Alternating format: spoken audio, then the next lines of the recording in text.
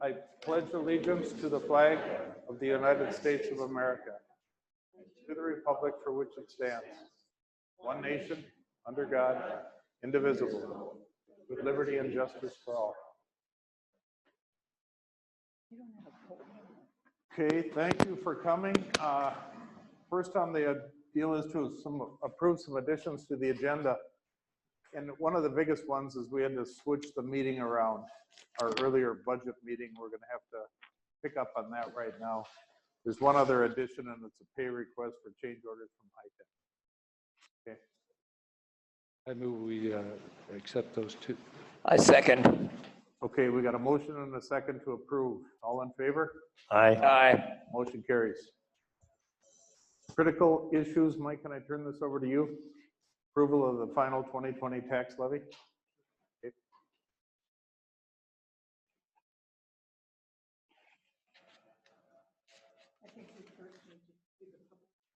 Yep. So what we're going to do first on here is the public comments on the budget. Like you mentioned, the reason we're doing this is we had told the county we would be doing this at 7 tonight during our regular meeting. However, when we posted the meeting, we said we'd be doing it at 6. So the purpose of this meeting is to take public comments on the proposed budget and levy for 2021. So is there anybody from the public who would like to comment on the 2020 levy?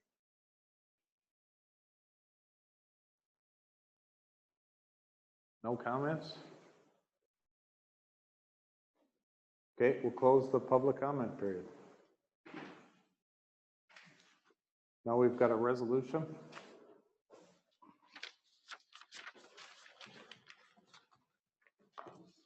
All right, if you go into your budget packet, I'll get you the page here. Should be on page 2 of your budget packet. I'll put that up so everyone can see it. The resolution is for the 2020 tax levy collectible in 2021. The total amount, as you can see, is $4,485,582. These bottom 4 levies are required by law for the debt service funds of our outstanding bond issues. You have EDA and then the general fund property tax levy. One thing everyone always wants to know on that levy is what does that look like? This is the entire budget in the summary format, and what it's assuming is our levy will be as stated in the resolution we just looked at. What this will do is it'll be overall over last year at 4.17% at an estimated tax rate, which is lower than our preliminary levy and slightly lower than last year. The breakdown of what changed between the years is we reinstated the EDA levy. In previous years, we spent whatever money we had available to fund the budget. Now that's down to close to 0, so we need to support the EDA budget again. We have a change in debt service levy, and then a change in operating capital levies for pay 2021 for a total of 4.17% over last year. Questions? Can you raise that page up just a little, Mike? What's that bottom line there? There you go. There you go. I'm sorry. I can make that smaller, but then people in the back can't see. Mike, do you remember what we started at when we started this? I do. We started at, when we started the levy for our first pass, and this will be reflected on page 12 of your budget document.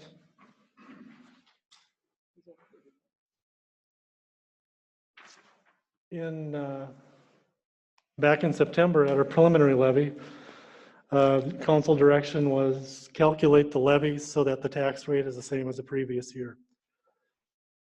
That's what this far right-hand column represents. So last year's levy was tax rate was 30.68%. And when we say tax rate, that's the general tax rate for Cross Lake that gets applied to your tax capacity, whatever property tax your property is scheduled to generate.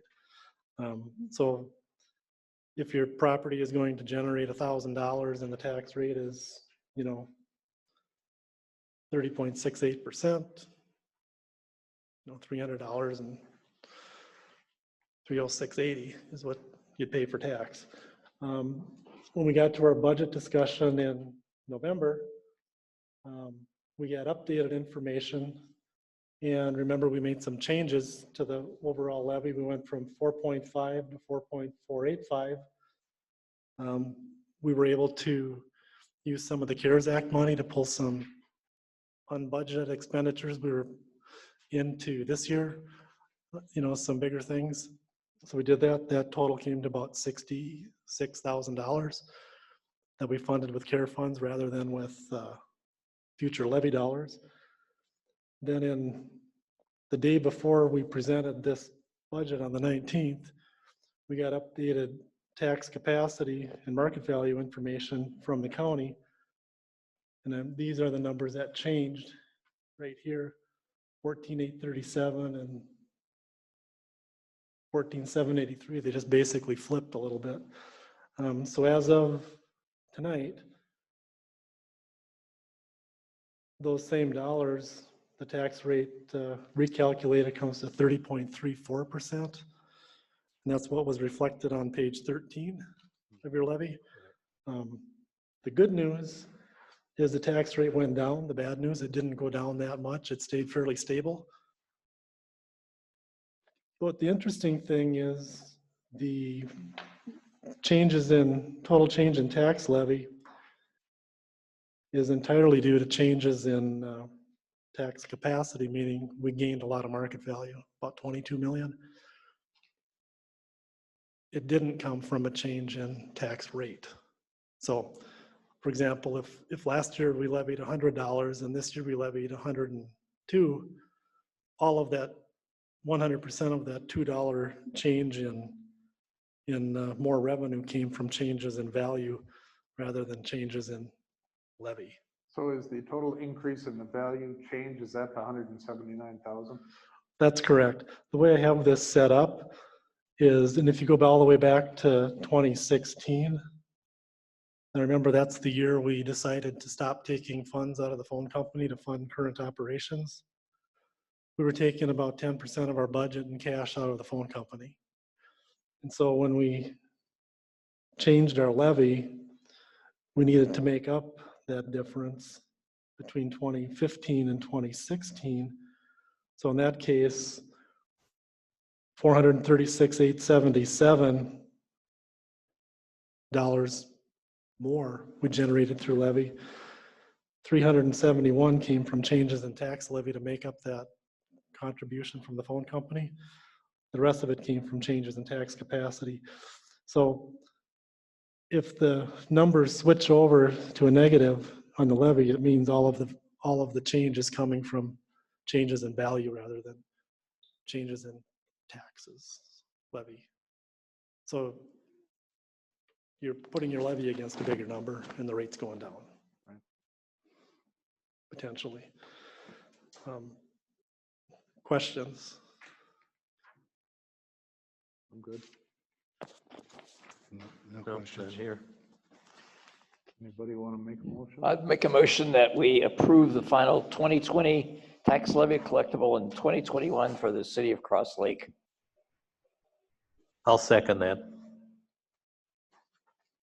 Okay, we got a motion and a second. Any other discussion? All in favor? Aye. Opposed? Motion carries. All right, thank you. I have nothing. Do you want to include that in the budget too? Because we approved the levy. Do you want to do a separate motion for the budget? I don't understand you. I suppose we should, huh? Yep. Okay, so we So, need a budget. I'll move that we will approve the 2021 city budget for the city of Cross Lake as written in the documents. We've got a motion, we have a second. I'll Yes. second that. Okay, Mr. Schrupp seconds. Any other comment? All in favor? Aye. Aye. Opposed? Motion carries. All right, thank you. And as always, I invite any of you, if you have any questions, y'all know where to find me. Thanks, Mike. Thank you. Okay, now we'll open public forum. No action will be taken on any of the issues raised. If appropriate, the issue will be placed on the agenda of a future council meeting. Speaker must state their name and address. Each speaker is given 3 minutes. Does anybody have anything for public forum? Okay, not seeing anybody, we'll close public forum. Next is the consent calendar. Has everybody had a chance to review it? Mhm. Anything want to be pulled or talked about or anything? Okay, a motion? I move that we accept the consent calendar as submitted. I'll second that motion. Okay, a motion and a second. All in favor? Aye. Aye. Motion carries. We'll move into public hearings. Who is gonna run the public hearing? John, are you gonna do that or no? No. So am I gonna do it?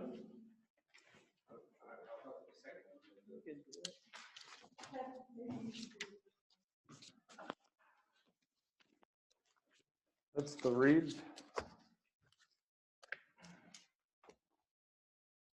Utility easement vacation. Mr. Mayor, when we built the sewer down there, we took an easement with, or made arrangement with Mr. Reed to have an easement to install the sewer. And then the idea was maybe at a later date that we could give more back because we just need to maintain it. It's relatively shallow. He approached us this, yeah, it was early fall. He approached us about following through with that. The Public Works Commission didn't have any reason not to. With the help of Dave and Brad, we've got the documents all ready to go, and it's just a matter of conveying back to him the, basically, yeah, the north 33 feet of that. And you're still retaining plenty to service and do what you gotta Yes, do? yes. It looks like it's 33 feet by, what, 55 long? It's a little piece. But 55 feet long or 85 feet, I forget which, I can't read it. It's just the width of that plat, so. Okay. And I believe the reason that he wants to do it is he's planning on doing a lot line adjustment to make that northern lot a little larger. And if he has that 66 feet of easement in there, it doesn't make any sense to adjust it. So he wants to lose the northern part of it, shift everything down so he has a bigger buildable lot when he's finished. So there's no opposition to this from anybody? No, I asked the commissioners at 2 different meetings and none of them had any opposition. And I'd be the Public Works Commission, they want it approved. I mean, they moved it forward. Okay, so anybody else have any other questions? So I move that we approve a resolution vacating the property as listed on item E1 in the packet. Okay, do we have a second on that? I'll second it. I guess my only question is vacate, is that the proper way to do that? Yeah. Okay, we've got a motion and a second, all in favor? Aye. Yeah, before, we should probably ask the public, just to make sure it doesn't look like everyone's rushing to get up here, but just to ask if there's any public input before you Oh, make the okay. final. Can we back up on that motion? Does anybody from the public have a concern or an issue with it? I don't see anybody. Okay, so let's, same motion? Same motion. Okay. All in favor? Aye. Aye. Opposed? Motion carries. I will take this one. Before you, on number 2E2 here, or yes, E2. We have a road right-of-way vacation request on Lake Trail. It's an application from Chris Orth, Heather Orth, Brad Evenson, Kristen Evenson, Kevin McCormick, and Michelle McCormick for the vacation of the right-of-way on Lake Trail. Included in your packet is some information. I think it's important to understand why they're here and what happened.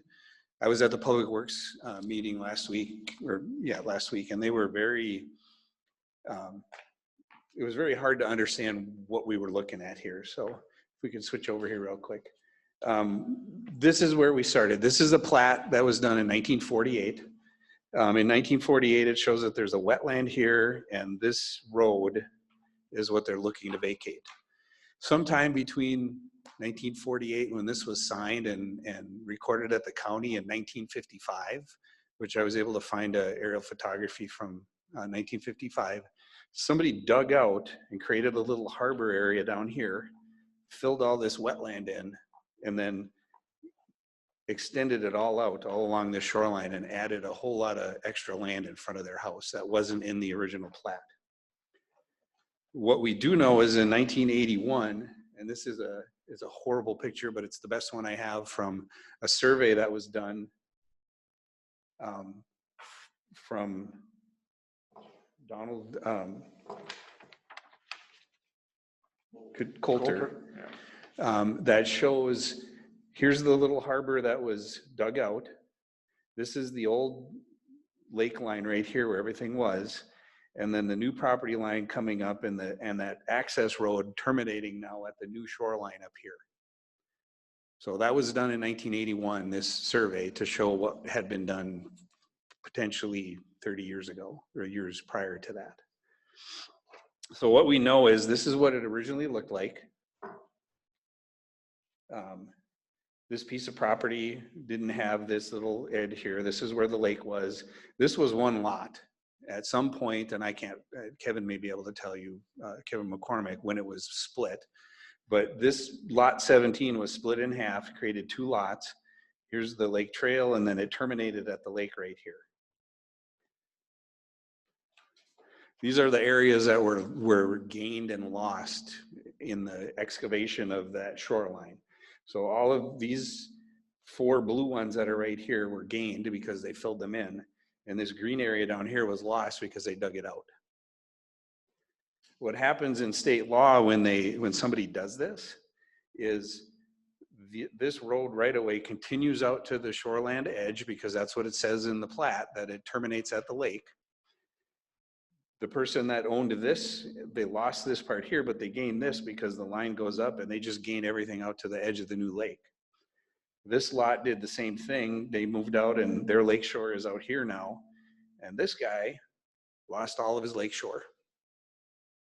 And that's who's in here today asking for the vacation. So this is what we're looking at today. And the colors are just the different, who's the owner, just to kind of clarify it. At no point did the city take anything from anyone. At no point did the city acquire that land. It was because they filled it in, the lines moved out, and now the city owns out to the edge of the lake. So just to clarify, because that was the big question we had at the Public Works Commission. When did the city acquire that land? We didn't. It was because of the filling of the land that the city's road then extended out to the edge of the water. So I got to ask you the question, John, before Kevin comes up here, is what is the state law in regards to vacating? The state law says that the city doesn't own that piece of property. It is held in trust because of how the plat was created. It was all the roads and the area that was in there that was designated as road was given to the public forever. So the city cannot sell it. And I believe that it says we shouldn't vacate it. So that is what I think there. We also have an ordinance, and Brad can correct me if I'm wrong. The ordinance says that we won't accept, or that we won't vacate land that terminates at the water's edge. That's our city ordinance. Yes. So you got to address it too. Yeah, this is. I've made these same comments 10 times probably, because this is probably the 10th time since I've been city attorney. We've had a vacation that affects the water's edge. So first of all, that the last thing he mentioned, the city ordinance, I've said for years now, is not binding or illegal. I mean, you can't, that's against state statute. So what the law is, I agree with him, it's dedicated to the public, and the purpose of this hearing is to find out if there's still a public use. As you can see, it's really old. And a lot of these roads, not all meant at the water's edge. Some of them are like utility easements, like the one before this. We acquired more land than we needed for the utility. If the Public Works finds that we don't need that much, you're supposed to give it back. Same here, if you need to get comments from the public here, because I think there's lots of people that might care. But if you find that anybody uses that road that goes out to the edge of the water, whether it from the 47 line or extended out, doesn't really matter legally. It's still, people use that to get to the water for ice fishing or during the summer, or have some public use to get to the lake from their non-riparian lake lot, then you should not vacate it because there's a public benefit. But if nobody uses it and it's kind of used more privately or not at all by the public, then the law says vacate it, get rid of it. It does. Yeah, So I was under the impression that we can't vacate it. no, we've done many vacations over the years, not just this city, On right all of way. cities have. And on right of ways also. Yeah, we've done it many times, and it happens all over the state. It's plats were done years ago, and if they're not historically developed that way, you can hold a hearing, and you got to give notice to the neighbors and make sure we get input, not just from the owners, but everybody else in the neighborhood. And if we don't use it as a road, not just now, but we don't think we'll ever use it as a road, there's no public purpose then, and we shouldn't hold it in public trust. We should get rid of it. So have we given that notice for this hearing today? Right, Have we? Yes. That's the question. yes. And I've received several phone calls, I'm guessing John has, and we also want to hear from the public, right now. Okay, so the next question should be, is there any public opposition to this? Well, you might ask from the applicant as well, but before we're done, make sure we let the public have a chance to weigh in, yes. Am I understanding you right, that the Cross Lake City Code, section 42-265, no vacation of public water access, that's not a legal, it's I've not stated recommended- legally? Yeah, I've recommended numerous times that you should get rid of that ordinance, because what that really is some past council, not you guys, councils change, has tried to tie your hands and say, don't do this, which is crazy. I mean, you're a new council, you're your own people or your own council. Who cares what some council said in 1980, whatever, And the straight requirement is there public use of that area? It's always got to be a fact question at the time that somebody asks for it. And this council, not some council 20 years ago, has to take public testimony and find out if there's a public use or not. Gotcha, thank you. I do have, if we could show what's on the screen here real quick. This is what the League of Minnesota Cities highlighted in yellow here says. And it has to be found that it is in interest of the public to vacate it, not just the adjacent property owners, but everyone. So that is really the only thing I have to add to that is you have to, if you decide to do this, you need some reasoning behind it. Why is it to the benefit of the public and not just the people that are asking to have it vacated? So I would recommend that if you have no other questions, you invite the proposer up here, Kevin McCormick, Yeah. if you have direct questions of him, and then open the public hearing just shortly after that. Okay, John? Kevin? Oh, go ahead. John? You, were we out there on a variance of some kind here a while back? Not at that one, I don't believe. Right nearby, yes. Or we were to the south, but not on the lake shore.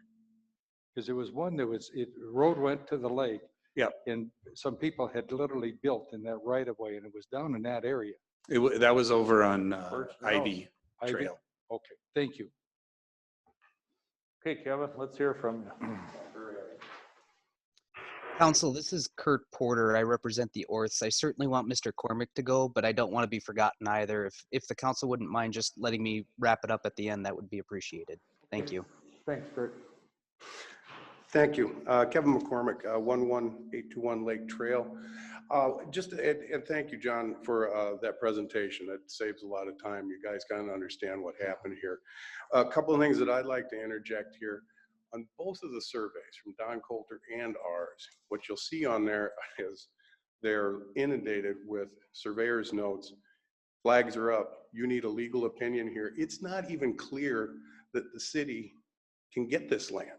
It's been 51 years since this has happened, and not one single government entity has moved forward on this.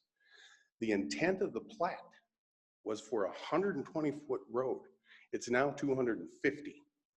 That's a big difference. So all of these things happen prior to the shoreland ordinance that would, you guys would laugh me out of here if I brought you a plat with this on here today. Every single lot down here is a legal non-conforming lot. Everybody down here. So as this kind of progresses, this is what's happened. And when you look at what we're proposing here, we're going with the assumption that, you know, we can clean this up in a very tidy way. This isn't asking you to even go against your policies. This sets the bar way up here. I've never seen this in 25 years working in this community. I'm not sure how this works. There we go, right there. One of the other things is we talked with the ORS, who are really the ones that are injured in this. Their deeds of record, which are over 50 years old, specifically state to the shore of Cross Lake. The Evanson's deed over here is even more clarifying. It says so many feet more or less to the shore of Cross Lake. So now we have deeds of record here that have been out here for over 50 years. I tracked it back in the historical documents of the county back as far as 1970, and the splits had already happened. So John's right, even beyond that, that's when these things happen. We can't do this anymore. And it just seems very outlandish that we come in here and claim another 100+ feet of lakeshore just by virtue of one statement on the plat that says extended to the water's edge. That's what we're showing, but we're not saying that's the answer. So that's just something else to keep in mind.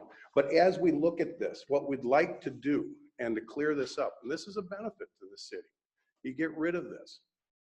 This little triangle piece would go back to the Evansons, about 15 feet of lakeshore. At no point in time did the Evansons property ever really succumb to this roadway of Oak Street. It was never intended that way. They're the farthest removed from this that I could see. The ORS would then obtain this portion of the roadway in purple. As you see from here to here, it gives them about 48 and some change in feet. Well, that still kind of leaves the ORS hanging out there. Their deed says they're supposed to get 90 feet of lakeshore. And we talked with them and we said, look, we understand this. So this hatched area is the area that we are proposing. I don't want to use the word gift, but we've already told them, said, look, we're willing to give you that 31 feet of lakeshore and end this misery. So not only, we're giving up as much lakeshore as we're asking the city to do on this action. And then this would get them pretty close to what their deed said, about 81 feet here. And my biggest benefit I feel for the city is this is not a road that's ever been used. No one has ever been on it. They don't even use it to access the lake. What this does is makes the ORS whole again in many respects, and it also creates now two legal non-conforming lots for the city, virtue of the Evanson and Orth property, that now meet 80% of the requirements for non-conforming lots. No variances. Everybody can continue on with this. Now, as far as the McCormick property goes, my wife and I said, we're good with this. This is what everybody's been occupying. I mean, there's concrete pillars out here that looks like an old light standard stood on. And then our little dock is next to it. That's what we went to. We acquiesced to them. We said, we'll give you this up. If this all works, all we're taking is the non-riparian portion of this old roadway that has no useful purpose to the city and never has. So we'd be giving up that, and it's not a land grab for us. We're not getting more land now, and all of a sudden we can come back in next week and say, hey, we want a variance to build here. We're actually choking it off. We're actually choking it off. If this was to be approved, the right-of-way from Lake Trail sets back 35 feet now, and then back this way 35 feet rather than 10 feet. Move it up a little bit. Oh, Got you guys. So the setbacks here would be 35 feet and 35 feet, 75 feet. There is no building envelope on this. This is a non-buildable lot that we bought about 3 years ago. We know it's non-buildable. It's in the floodplain. There's a wetland down here that needs to be crossed. This is a win-win for everybody. It makes these two constituents, our citizens here, whole again with the deeds of record. Mr. McCormick? Yes. Does the Orth property, does that deed state in there that it will run to the lake? It shore? specifically says to the shore of Cross Lake. On Typically, the Orth? nope. deed? On the Orth, it said, on the Orth deed, it says to the shore of Cross Lake. It gives a hard call to it and then stops. The Evanson deeds is more of a more traditional new type legal that you would see someone like us right now, where you qualify that with a more or less dimension to the shoreline. In both cases, they mention shoreline of Cross Lake. So that's kind of how that works out. So if this were to work out and you guys move forward with it, we would disperse this land equitably. It leaves you guys no further headaches with this road. It provides you with legal non-conforming Have lots. we had a headache with the road? You could. we That's what I'm saying. But if this doesn't resolve, what we're doing is saying, Orson and Evanson, you know, your deeds I are get it. this, we're taking it away from you because of this little factor here.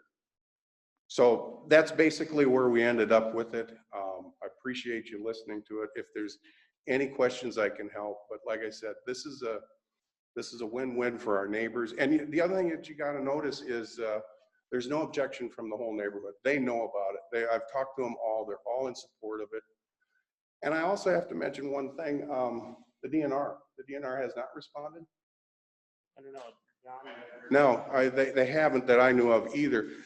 Guys, that speaks volumes.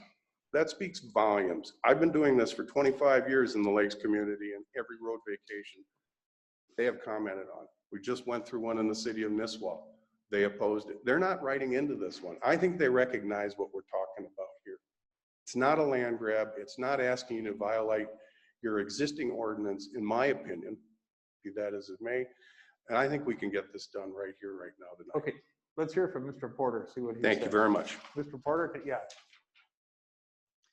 Thank you very much. I guess the benefit of going last is there's probably not a whole lot left to say.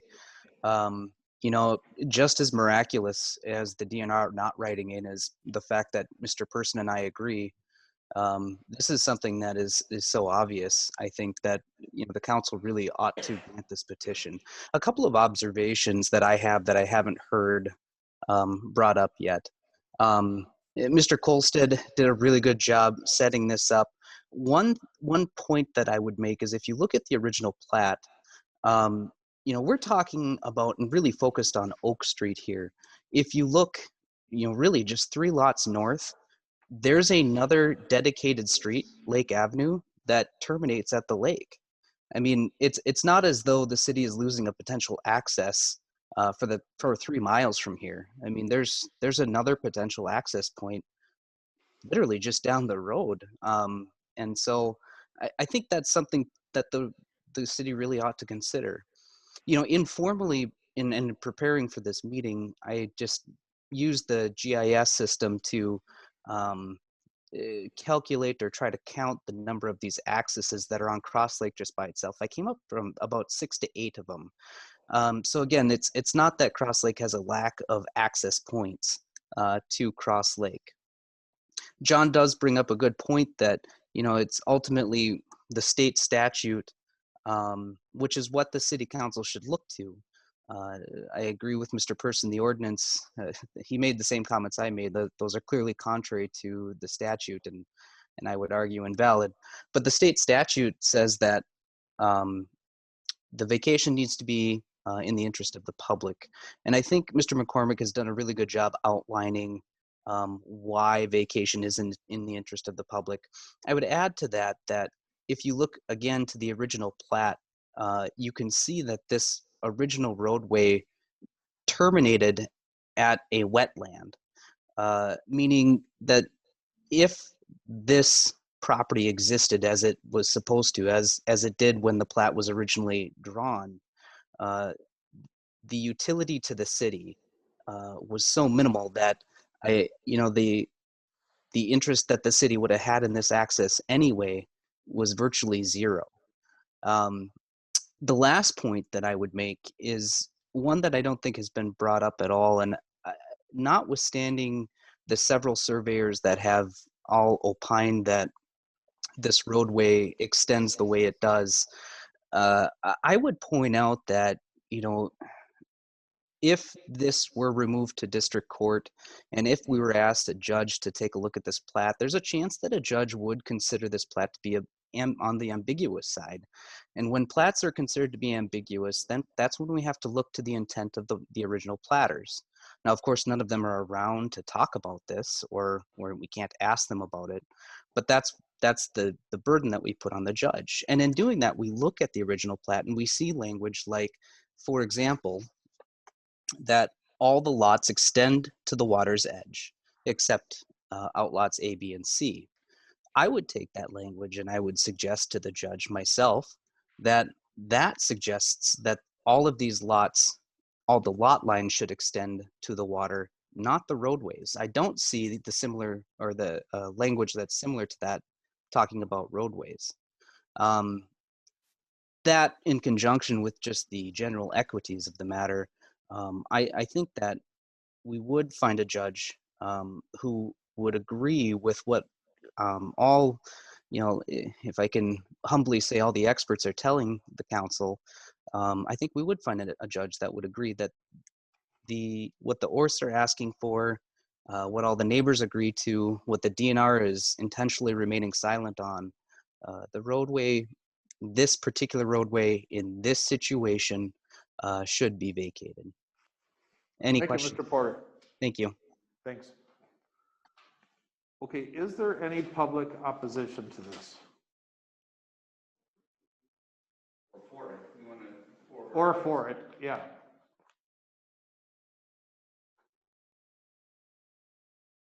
Okay, little council discussion on this? I attended both the Public Works meeting and the Parks and Recreation meetings and listened to both of those councils, who both of those came back and said they wanted to deny this vacation based on the City of Cross Lake ordinance 42-265. What I got new tonight, though, is that our ordinance from the city is different than the state ordinance, and that the city ordinance may not be correct and may actually be in contrary to what I understand the state ordinance might be. So I also find that what they're saying to me sounds very reasonable. Okay. City ordinance can be more restrictive than what state law is. So I guess in that regard, I wouldn't be just throwing it out on that basis, but without more argument. But yeah, I'm struggling with this one, why we're keeping it if it's affecting property to that degree. Negatively affecting property to that degree. It just hits me as it's creating trouble, and there's no advantage to the city to keep the road going down there, which is not used for a road by the public. And in a sense too, we've got several citizens involved here that would be a benefit to everybody to clarify it. To the benefit of the Public Works and Parks and Library, they did not have the same information that we've just heard. Well, I've definitely told them many times that Well, position. it but didn't come up in the meetings that, I hope this, the way you explained it. I so. hope this explains why that's my position. It was my position long before this application. Right. It's not so much this application, but this is one example. I've seen many others where to make a policy and ignore facts is crazy. Right. You need to see the facts on the ground. Let an applicant bring the petition up and explain why it makes sense, rather than rely on a policy from 30 years ago and not even let them talk about the facts. I hope you can see how crazy that is. So does there need to be an ordinance change? I've been saying that ever since, like literally within the first month of being city attorney, I said we need to gut that ordinance, yes. And I've said it 5-6 times over the years. How come I haven't heard that? Well, we haven't had a lake vacation in a while. I've wanted to get rid of any of these access lots ever since I've. And that doesn't mean, by the way, they should all get No. vacated. That's not my No, point. but you should It's have the just- ability to. Yes, and that's what the state statute says. That doesn't tell you what to do in this case, but this case shows you that there's some really weird facts that come up based on how the angles are and how, how it's been used over the years. And wet lot, and this brings up 20 facts that are all kind of unique, but I'll tell you that this is not, I've seen other ones just like it where the 1947 intent of a plat just does not make any sense anymore because things change. In this case, they showed all kinds of things that have changed. So in regards to this request though, Brad, are we able to give him do the vacation, and give it to him? Well, Or of do we course. have to So- change the ordinance first? No. So again, to say it another way, because other councils have tried doing this in other avenues, not just vacations. So a council can't make a vote and then say, future councils can't override this. That's patently inappropriate or illegal. That's not the power of this council. Just like the one that passed this ordinance in the first place, all you have the power to do is follow state law on the facts of this case tonight. You can't say that binds future councils. That's No. beyond your power. Well, we could change an ordinance and then they'd have to change it back if they wanted to. If you think it makes more sense to change the ordinance before you vote on this, you can, but you can also just make a finding that I think you should do both. Yeah, I do too. But they're two different things. I mean, one, the ordinance should apply just citywide, that you can't bind future councils. You could still deny this application. You don't have to, but to make the findings match with your ordinances, yes, to answer your question, my recommendation would be get rid of the ordinance first because it just creates confusion and it I think intentionally misstates the law. And that's not your fault. It was in place long before you guys were council members, but. But that would have to take place first, which means we'd have to bring it back to January's meeting. No, you can get rid of an ordinance like right now. You don't need to. Okay, that was my question. Yeah. Marcia? Well, I would feel better about changing the ordinance so that we can make these decisions going forward. Because the ordinance says no vacation of public accesses, period. So I would like to see the city council revise the ordinance to say, all vacations would have to come to the council, of course, but that it doesn't handicap us. Because according to this ordinance, we shouldn't even be considering this vacate. Is that a motion? Well, Hold on. Okay, I just have one question. Are we, on the drawing that was up there, there was some land area that was in yellow, some in blue, and gray. Is it all being vacated? The gray too? Yes. Okay, that was not clear, so, okay.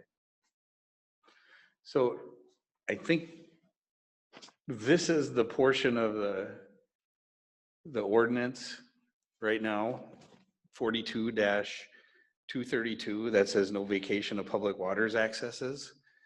At some point, they went through in the verbiage in here that they determined that none of the accesses were useless. And that's why they said that. If you strike this paragraph right here, then it just goes back to vacations. You accept the applications and you look at them. It still has that, is it useless to the public? Or not useless to the public? so can I make a motion saying that I'd like to strike section 42-232? Is that the motion?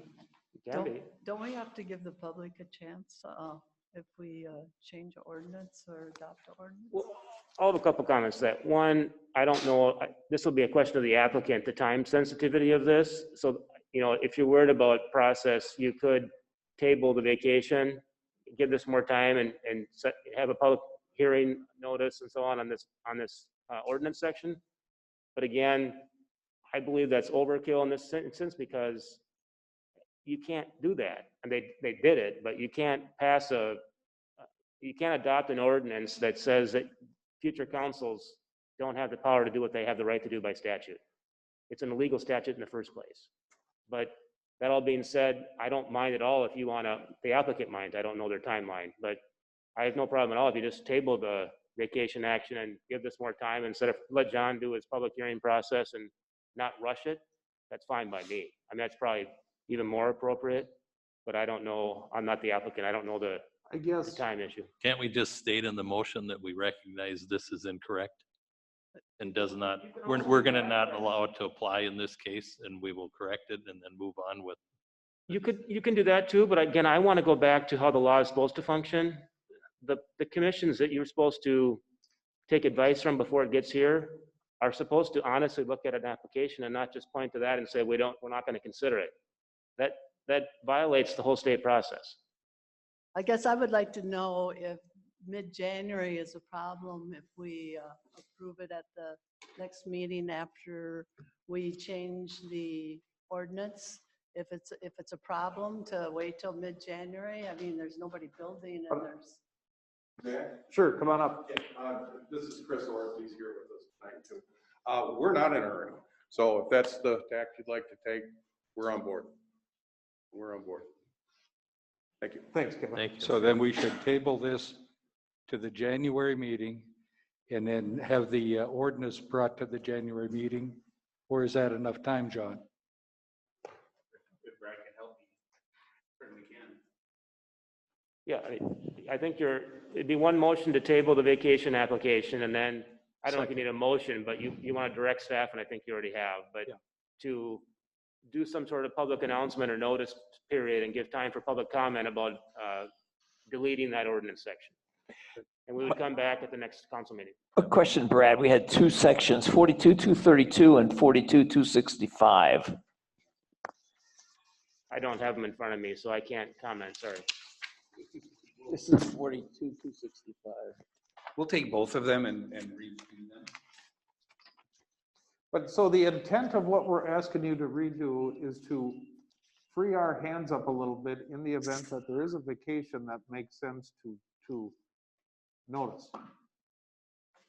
Correct. Well, the staff can look at all the city ordinances and make sure that we do that, accomplish that goal. And again, that doesn't mean 90% of the time you still might deny them. I mean, whatever the odds are, Right. but you should have a chance to at least honestly look at them, you know. Okay. So we need a motion to table? I'll make a motion that we table action on this vacation of Oak Street and put it on the agenda for consideration at the January 2021 meeting. I'll second it. Okay, we have a motion and a second. Any other discussion on it? All in favor? Aye. Aye. Opposed? Motion carries. And then the other thing we got to kind of be clear about is to give direction to look at the ordinance and rewrite it. Rewrite it or recommend. I think John and I have heard enough to come back. You've given us enough direction that Okay. you can always suggest things, and we'll make sure the other commissions have a chance to weigh in before you vote on it. But we know how to at least bring up the right sections to talk about. Perfect. That's all you need is direction, not a motion. Yeah. Do we need this to come through the councils or the commissions, either the Parks and Rec Commission or the Public Works Commission, before it comes back to us? Just a question. It'd be nice, I don't know when they next meet, but it would be nice for them to know it's coming or have a chance to, even for, you know, provide input, whether it's privately by member or as a committee. Because we have new information tonight that we understood incorrectly for both of those commissions. So I guess part of that, Brad, would be is if you could take a little bit of time and explain it to them, or you and John or something. But They all meet before our next because meeting. coming in here, I didn't think No. we had a chance in heck of Well- approving anything. Yeah, maybe, but we're moving the January meeting.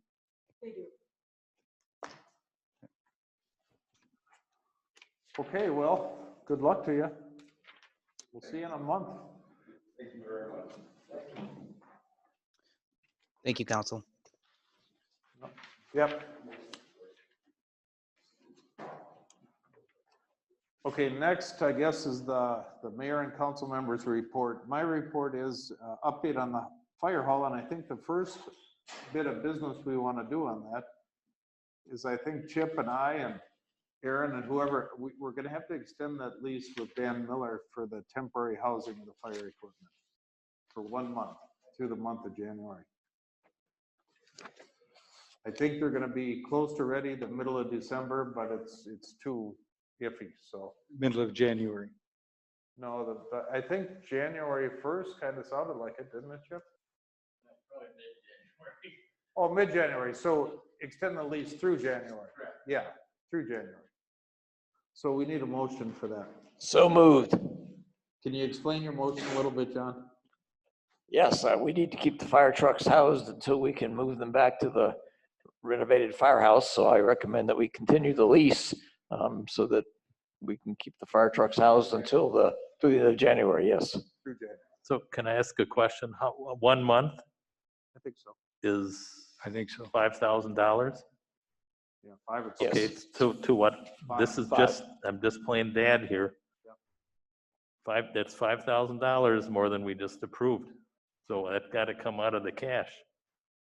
Or somebody else doesn't get legal fees for $5,000, so. That's a true. Yeah, see, we're gonna horse trade here. Otherwise, we're gonna flip down, so. Right, And I'm right. okay with it though, but it Yeah, has to be but done. I mean, we have to do it. Yep. But we also have to be smart on our spending. Yep, Absolutely. Yep. This is kind of the point of no return. We have to do it.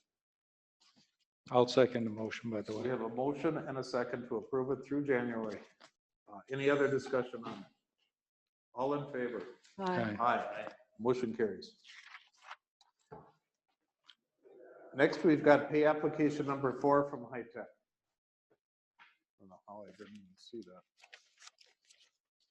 that.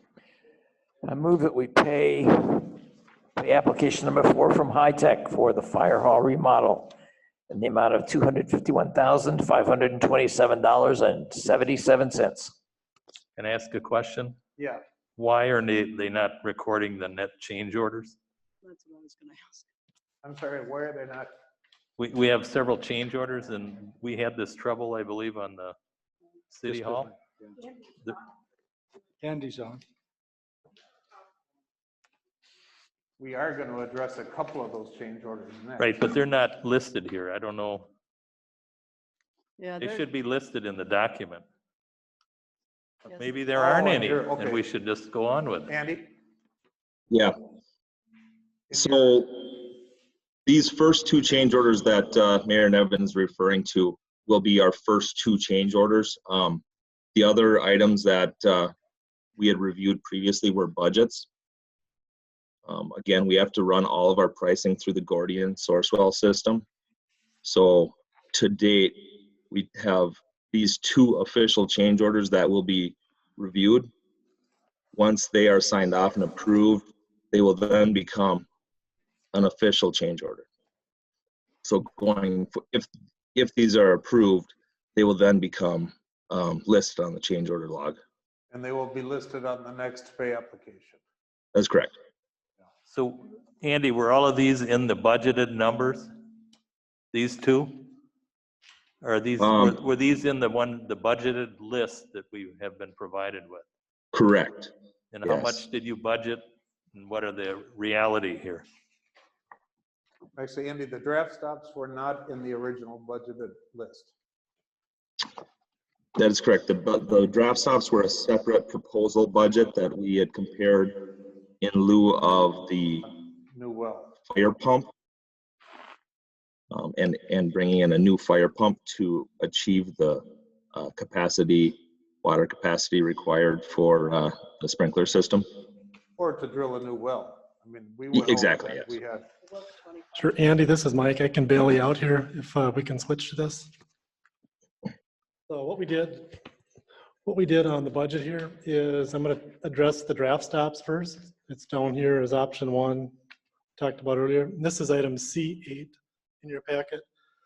We were looking at a estimated cost of $25,342. We came in at about 20, roughly, is what the change order is for.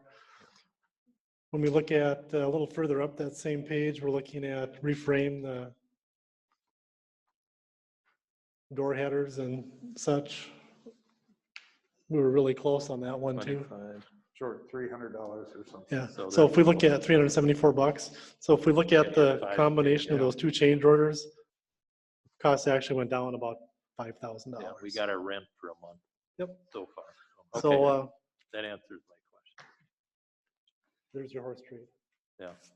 Okay, thanks. On a positive note, Mike, if you want to leave that up there, there's a couple items that we've already deemed as unnecessary that we had provided budgets for. The concrete moisture mitigation in the slab. We will not need that. We determined what the source was more of the HVAC system that was creating some moisture in that building and humidity.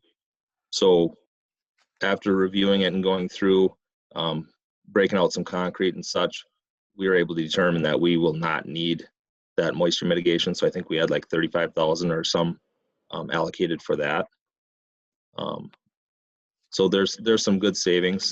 Some of our insulation portion of the building had vapor barrier that we did not think it did. So there's some good things that we're going to have some potential savings within that budget. Yeah, the mold mitigation for 50 grand. Correct. I mean, there's gonna be a We had little some bit- costs there, but not nearly that. So it's gonna, it's gonna be less, but What about the attic vapor? Is that what you were talking about? Yeah, we had some savings there as well. A portion of that building is not going to need that. So these deducts will be in that net change order for next month, since you know that you're not going to be using it? they don't know. Well, what they are. again, it won't be a change order until we formally enter in the quantities of actual performed on site. So, and then we'll just, price those against the budget, and that'll generate an actual change order. So Andy, how about if you do this? I mean, you've got a copy of this, or I can get you one. You can just tell me what your best estimate update is on those items. Yeah, I can give an update on the items where our savings are and some of that for sure. Sure, and then we can turn those into change orders like we did for the two we're talking about tonight. It'd be nice if we knew where we actually were on the actual cost versus estimates. Yeah, I mean, if and we again, have they two would still be guys. budgets. Until we run it through the Gordian system, it will be budgets for that purpose. So the overhead doors are done and complete and paperwork turned in, and the draft stops Correct. are done, complete, paperwork turned in, so we can do this. The other stuff is not completed. And that's why he's not able to bring the final billing to us. Yep. Thank you. The good news is there's no other surprises in the building. Is that not true, Andy? So far, it's been really good. We haven't had any other surprises, so. Do you think there could be anything hiding in there anywhere? There's always a chance, but I don't foresee it. Okay. So first of all, let's do Okay, this I'll second John's motion. pay application number 4. Okay. John has a motion. Got a second? Any other discussion on it? All in favor? Aye. Opposed? Motion carries. Then we've got the 2 change orders. First one is overhead doors. So what was the budget on the overhead doors? Mike, do you have that in front of you?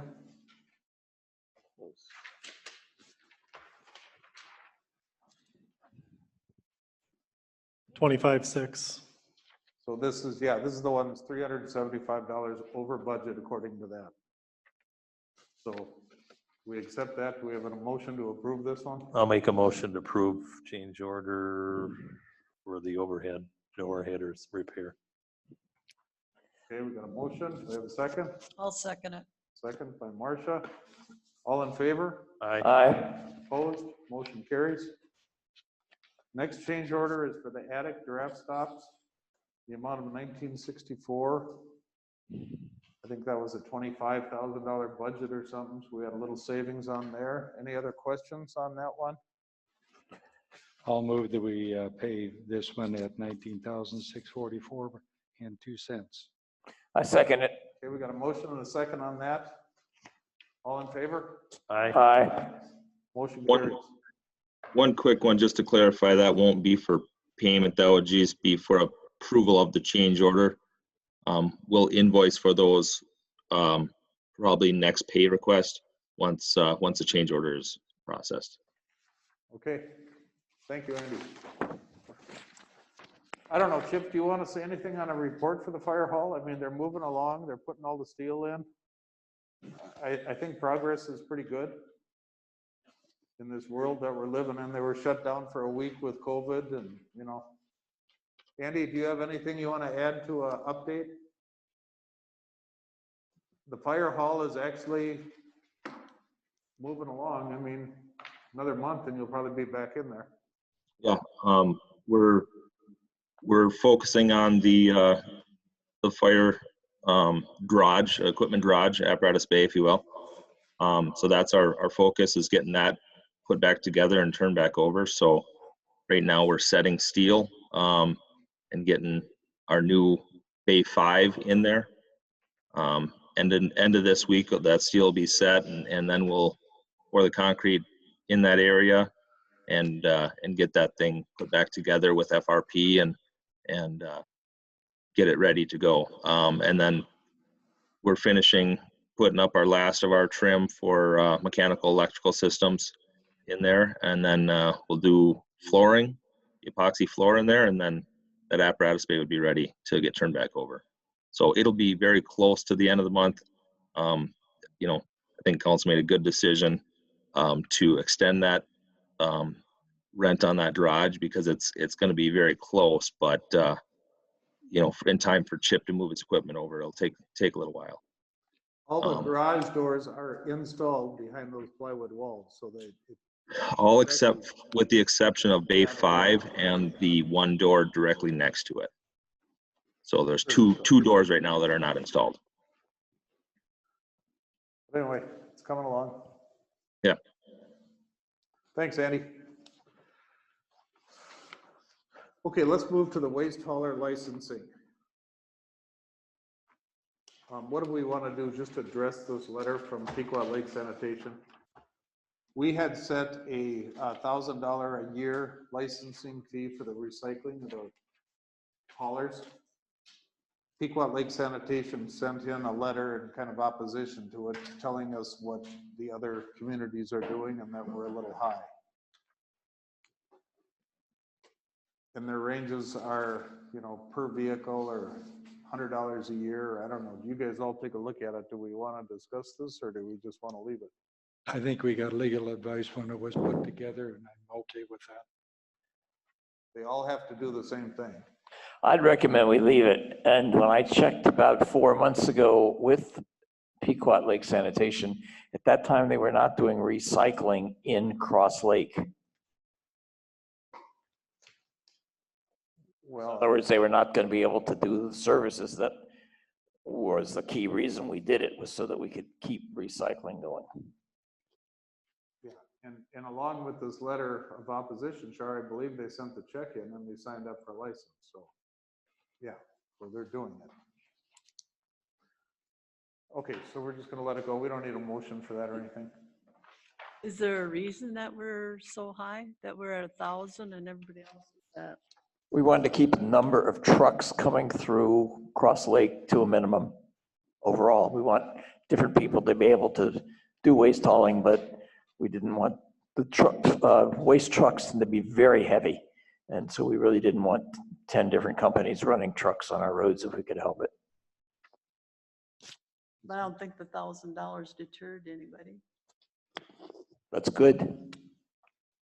Put it into the road reconstruction fund. I guess. Okay, so we have a resolution to approve the waste haulers. So moved. And let's list them here, John, first. It's Pequot Lakes, Waste Management, and Waste Partners. So there's 3 of them that have signed up for it. So again, state your motion. I move that we approve the waste hauler licenses for 2021 as stated, including Pequot Lake Sanitation Limited, Waste Management of Minnesota Incorporated, Waste Partners Incorporated. I'll second that motion. Okay, we have a motion and a second. Any other discussion? All in favor? Aye. Aye. Opposed?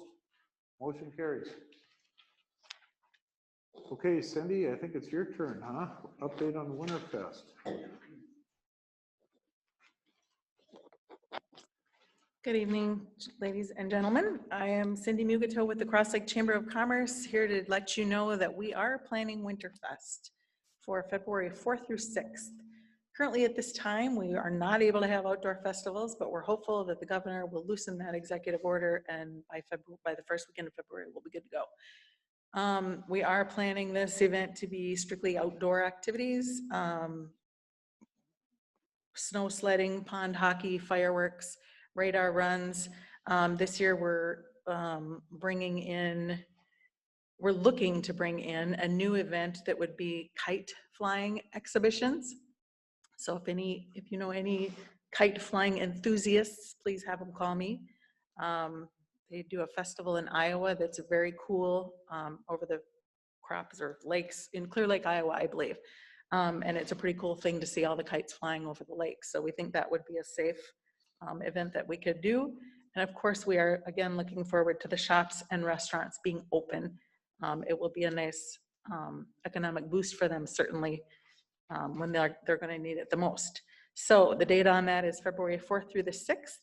And I should have worn, and I didn't tonight, the new 2021 Winterfest sweatshirt is available at both Lake Country Crafts and Cones and Moonlight Bay. So if you're looking for an extra Christmas gift for any relatives, be sure to look up those sweatshirts.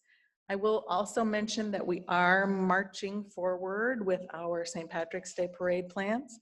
That would be Saturday, March 13th of 2021.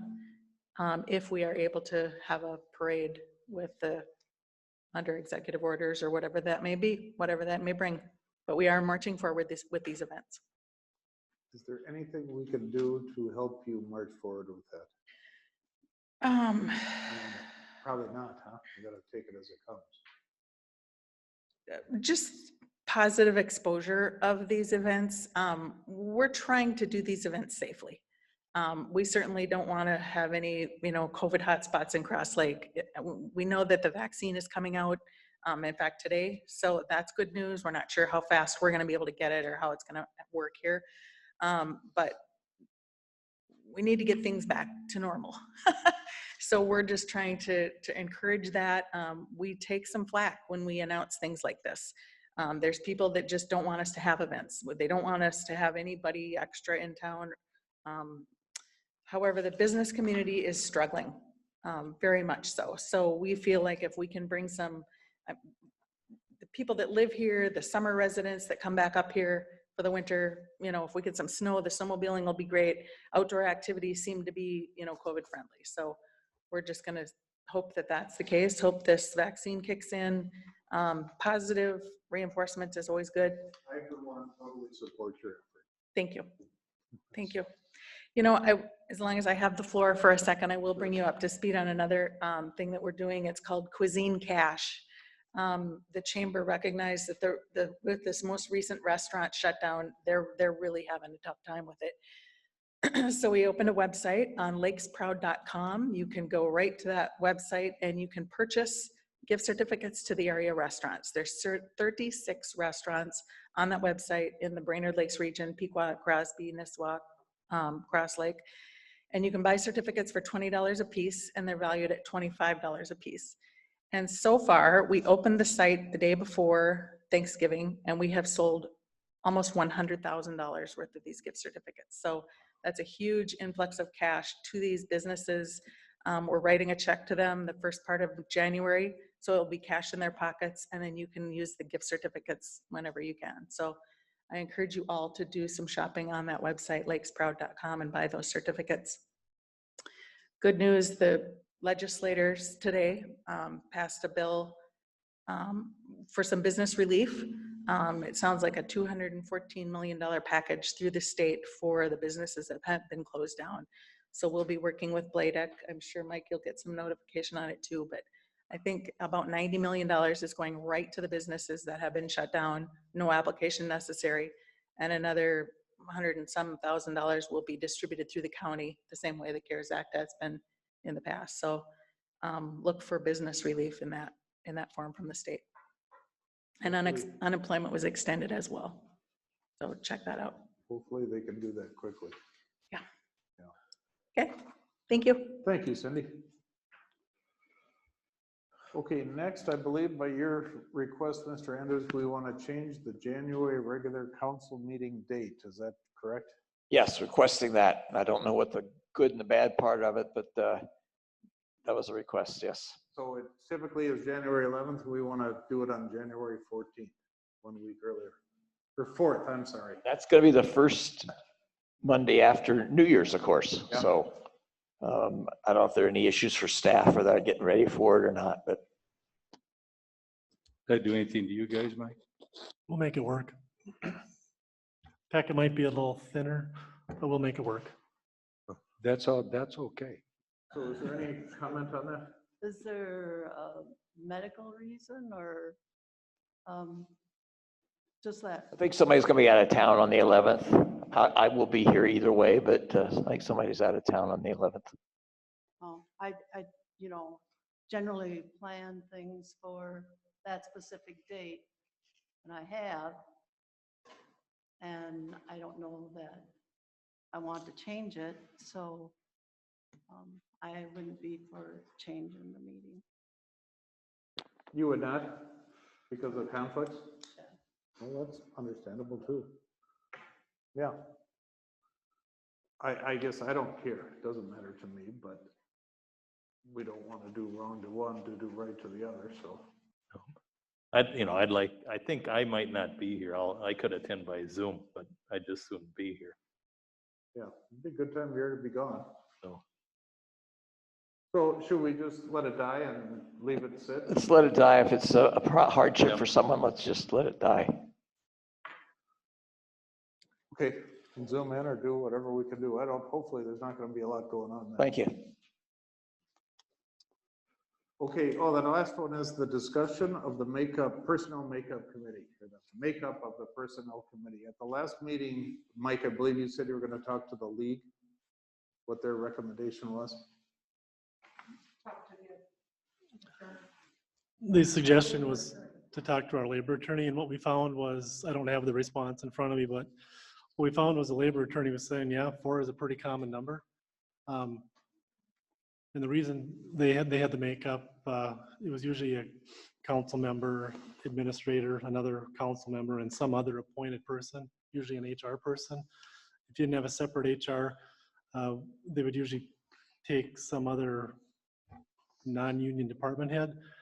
And the reason for that was what we've discussed in the past was, the purpose of the committee is to come up to the council with a recommendation. A lot of times they'll be unanimous, a lot of times they won't. Really no pattern, but the point is to have that good discussion with a smaller group so that people do feel comfortable coming to that committee. The other comment that we talked about with that was, if it's not broken, why fix it?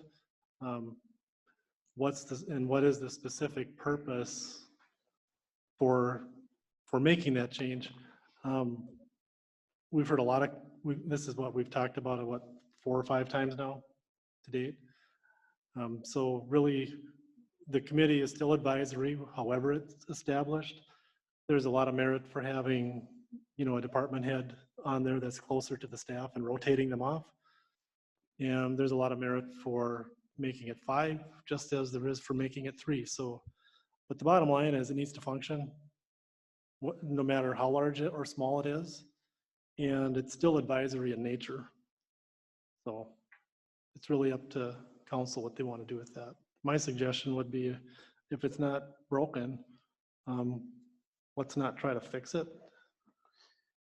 Well, my counter to that is that I checked around with, 6 or 8 surrounding local communities, and they all have a 3-party personnel committee. So what is the reason for it? Probably not huge. I think in that meeting when Eric said that he was appointed to it for 1 year, and that was 3 or 4 years ago or 6 years ago, and he's still on it, that's probably what prompted it. Before, there was a representative from the phone company. We don't have the phone company anymore. So I just think it's just more in nature with surrounding communities and how they do it, and that's why I pushed that thing there. Yeah, and just to offer that back too, is that's why we checked with our labor attorney, who works with a whole host of people, and she's saying 4. And we've also seen larger than that too. So it's really what you want to do, but recognize that it is still just advisory in nature, Oh, absolutely. and the council will be the final say on what happens with that other way. So If I'm understanding you right, Dave, you're saying 2 council members, city administrator, and then if there's an issue involving personnel, then that specific department head would be brought in for advisory? I mean, why wouldn't you do that? Advisory, Sure, you can bring anybody into it. yeah, as you want. and brought into, so they can discuss Officially, and then bring anybody into it. and bring in whatever support or Yeah. whichever way. Well, For- and as stated, it's a so- public meeting. Anybody can go to it at any time, Mhm. right? So. and there's typically nothing- we've only had personnel meetings when we felt we needed to have one. Again, what prompted Yeah. me was Eric saying, I don't know why I'm still on it. So that's where the origination, I would have never come up with it Sure. myself. But is there any other comment on it? No, Eric he did say that he would be willing to stay on it. But or whoever, so. Yeah. I guess I like the idea of somebody from the staff being on it besides city council and administrator, but I'm open, and I think it's city of Cross Lake is best served with as much input as reasonable. You obviously get too big a committee and it's a pain. Well, it's a small community. Every year in January, we do the organizational meeting, and that is when those appointments are made by the mayor. So it's up to you to make that change, if you want to change. I mean, if you wanted to appoint someone other than Eric, that would have been the time to do it. So are you saying wait till January? No, I'm Yeah. just saying, if you had wanted to replace Eric with another department head, you would have done it in January at the organizational meeting. Okay. Well, I'm gonna go ahead and make a motion to redo the ordinance and change the personnel committee to consist of the administrator, the mayor, and 1 council member. So I'm just gonna make Why that. don't you make it 2 council members, because you may have a mayor at some point doesn't want to serve on it, would rather somebody else. And I think we've already had that, if I remember back. Were you and, Yeah, were you and I Jerry? think the language says that the mayor is I think one I'm of gonna them. leave it Is it? as the Okay. mayor, 1 Okay. council person, Yeah. and the administrator. Okay. Why don't you just, how about you just leave it or just change it so that the council appoints the 2 council people? The I'm mayor, looking for the a mayor makes second the on my appointments. motion. I made a motion. I'll second the motion. Okay, we have a second for a motion. Is there any other discussion? I think that's what he's doing now. I guess the only discussion I would offer is, we changed the ordinance for a vacation, and we made the vacation, make the ordinance change before we changed our ordinance. We were going to do something that was different than what our ordinance said. So shouldn't we change the ordinance first and then That's change the what committee? That's what he's doing. Well, can we do them in hand, Brad? Can we do them at the same time?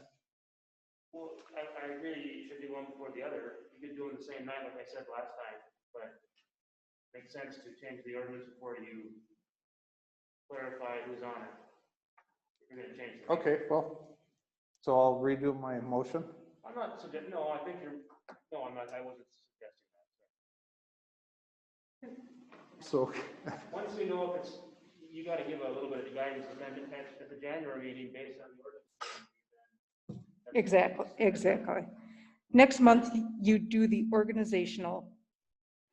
You can make the change to the ordinance tonight. I don't okay, think well, there's that's going to fine. be a personnel There's no meeting before the urgency next to meeting. anything here. I just think as a policy, it should move forward. So let me restate my motion and let's change the ordinance. That's all I had written down anyway. That the personnel committee will consist of the administrator, the mayor, and 1 council person. So that's the motion. I'll second that. If it passed, then in January, Then we just Just do the appointments. Okay, so that's a motion, and I believe I have a second. Is there any other conversation on it? All in favor? Aye. Aye. Opposed? Opposed? The motion carries 3-2. Okay, I believe I am done. Is there any council people that have anything they want to do? Nothing? Okay, Mike. All right, thank you. Under item 1, under my report, we got a memo dated December 4th, 2020 from the city clerk talking about Christmas Eve. A little background, typically what the previous councils have done is Christmas Eve, they've said, well, you know, we know everyone wants to not be at work, but they'd rather be with their families. So we're going to shut things down and allow employees the opportunity to have Christmas Eve off for travel or preparations if they wish. The closing would include City Hall, the community center, and public works, except in case of a snowstorm. You know, so if it snows, they still have to show up and plow. Sewer plant still needs to run. Employees would be required to use either a personal day, vacation day, or compensatory time. If a staff or employee does not have any available time to use, they have the option to take the day off without pay or come to work with their supervisor's approval. I'm sure we could find something for someone to do if that situation comes up. The closing would not include the police department because we would not leave things without coverage.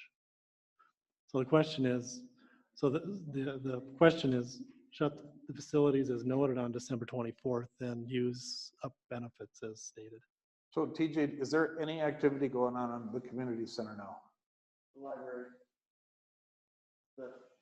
I guess my only hesitation to doing this would be that if the governor rules that things can slightly open up again at Christmas time, I would think the only department that I'd be, you know, is if the community center, the rink or something could stay open for the people at the time.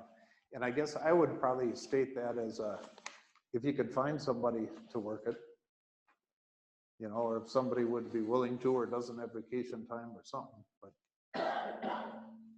you understand what I'm saying, right? If you're just talking outdoor activities, the ski trail, warming house, that's all on their own. We don't need staff to really overwatch that. So if Do you turn the lights on or do you? that's all by my phone and cameras and timers and everything else. So everything outside is taken care of. It would just be interior facility that we would be shut down. Is there a satellite or an outhouse servicing the hockey rink or skating rink? Bathrooms. And you have Yep. them there? Yep. So I guess that's my only concern. We can keep that open.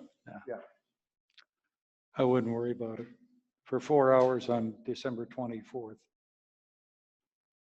They can skip. 4 hours. Huh? It's all day.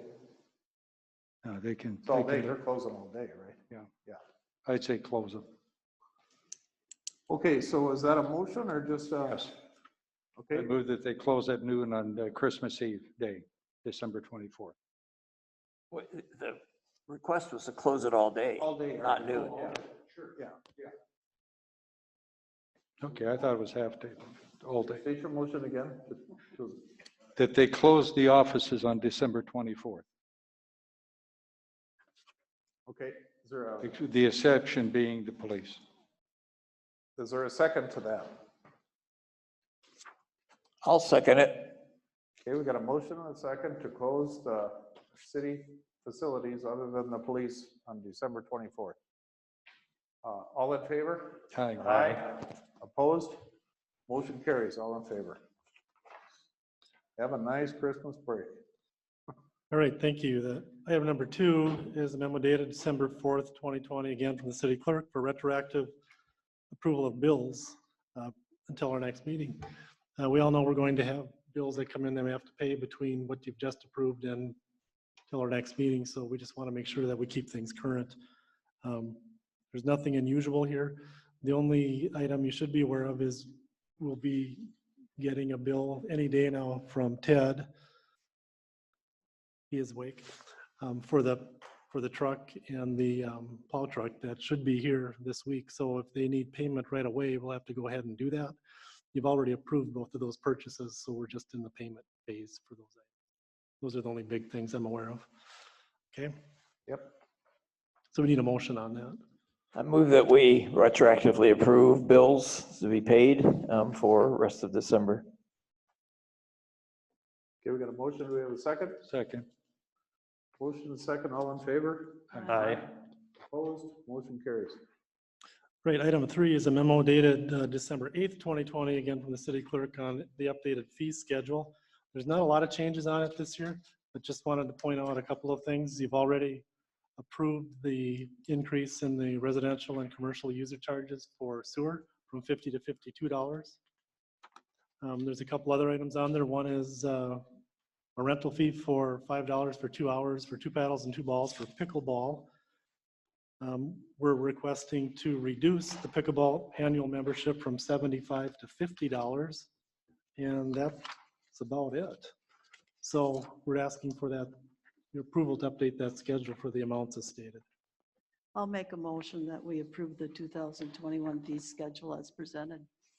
Second.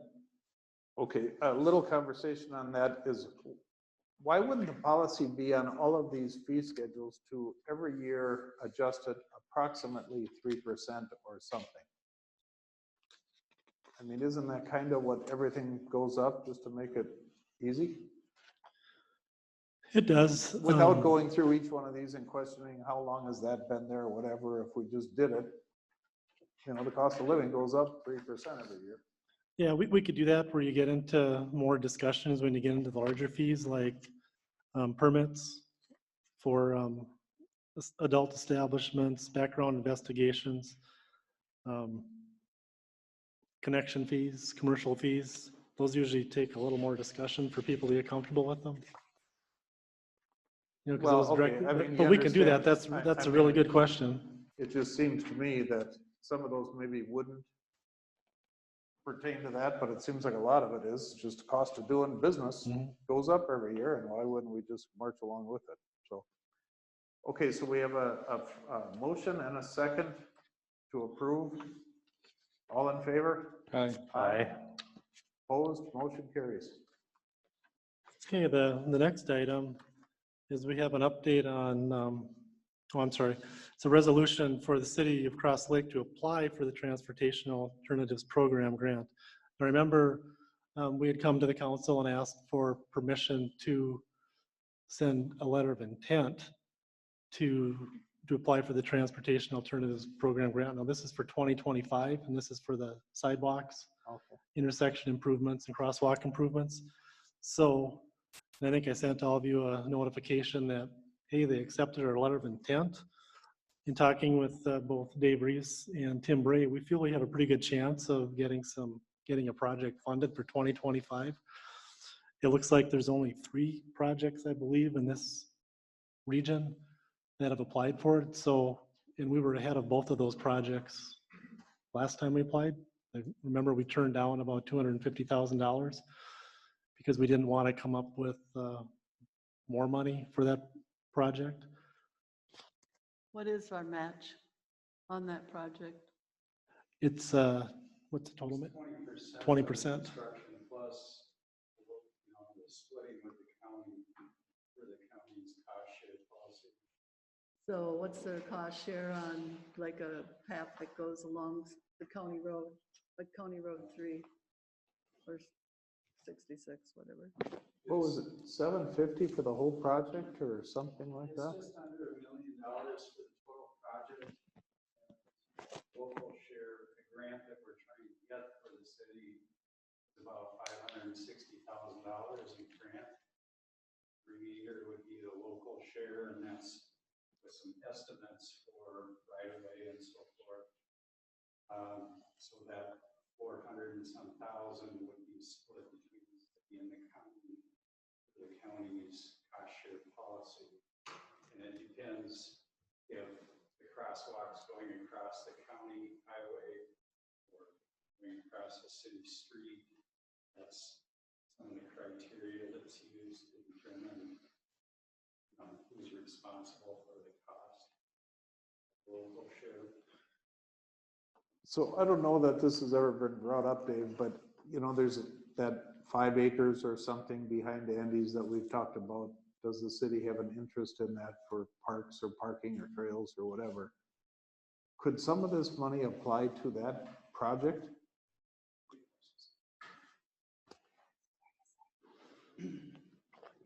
So part of the project scope that's been presented in the letter of interest, along with the application going forward, would be walkway along Highway 3 along the north side, And that would go adjacent to that property that you're just talking about. So it would benefit that property by enhancing the access. And if we got the grant and we decided to go ahead, we could swing that through the property and put a picnic den. That would be the next phase. Beyond this is phase one we're talking about in 2025. Beyond that, there's a phase two. Okay, I'm just curious if we could, how much of that we could apply. Yeah. So you just get easements to go on the property, or? Yeah, we could get easement, permanent easement, or acquire real estate, either way. Or does the county just let you, if the right of way, if you can get it in the right of way? Right. The county would just approve. The phase, Right away. phase one is it's presented with the sidewalk along the east side of 66 would fit in the existing right of way. I can, just wondering, I see that they hired a Loon Center executive director, and I don't know when that project is going to be complete, but we're going to be behind the game, aren't we? If we wait till 2025 for the trails, I mean, we should have a trail at least from the dam to the Reeds and Ace, and instead of people walking on the county road. Mhm. Yeah, unfortunately, this is federal grant, and that's the timeline. So we're getting double, we turned down the grant that we got, the county did, Yeah. basically, right? The county nixed Rec- it. Recommended to the city not to accept that because we felt we could get more grant money by applying again. This time around, it was a 1-year acceptance of that fact. The 250,000 or so would have come in 2024. Now we're looking at a project in 2025 with potentially twice or more of grant. So we got to apply for the grant money, but to Marcia's point, if we were to get the grant and the Loon Center is built in 2023, could we go Yeah. ahead and do some trails and use the money that we're going to get in 25 to pay our bond or whatever it is to do the trails? To use it retroactively, I don't believe we can do No. that. No. It basically has to be used for the purpose of the items identified in the application at that time. And I think between Tim Ray, the county engineer, and Dave's firm, they've done a really good job of laying that out for us. And so when we first came to the council with that, we showed the maps and the letter of intent that we were applying what the project area is. And so we feel pretty good about getting some money for that.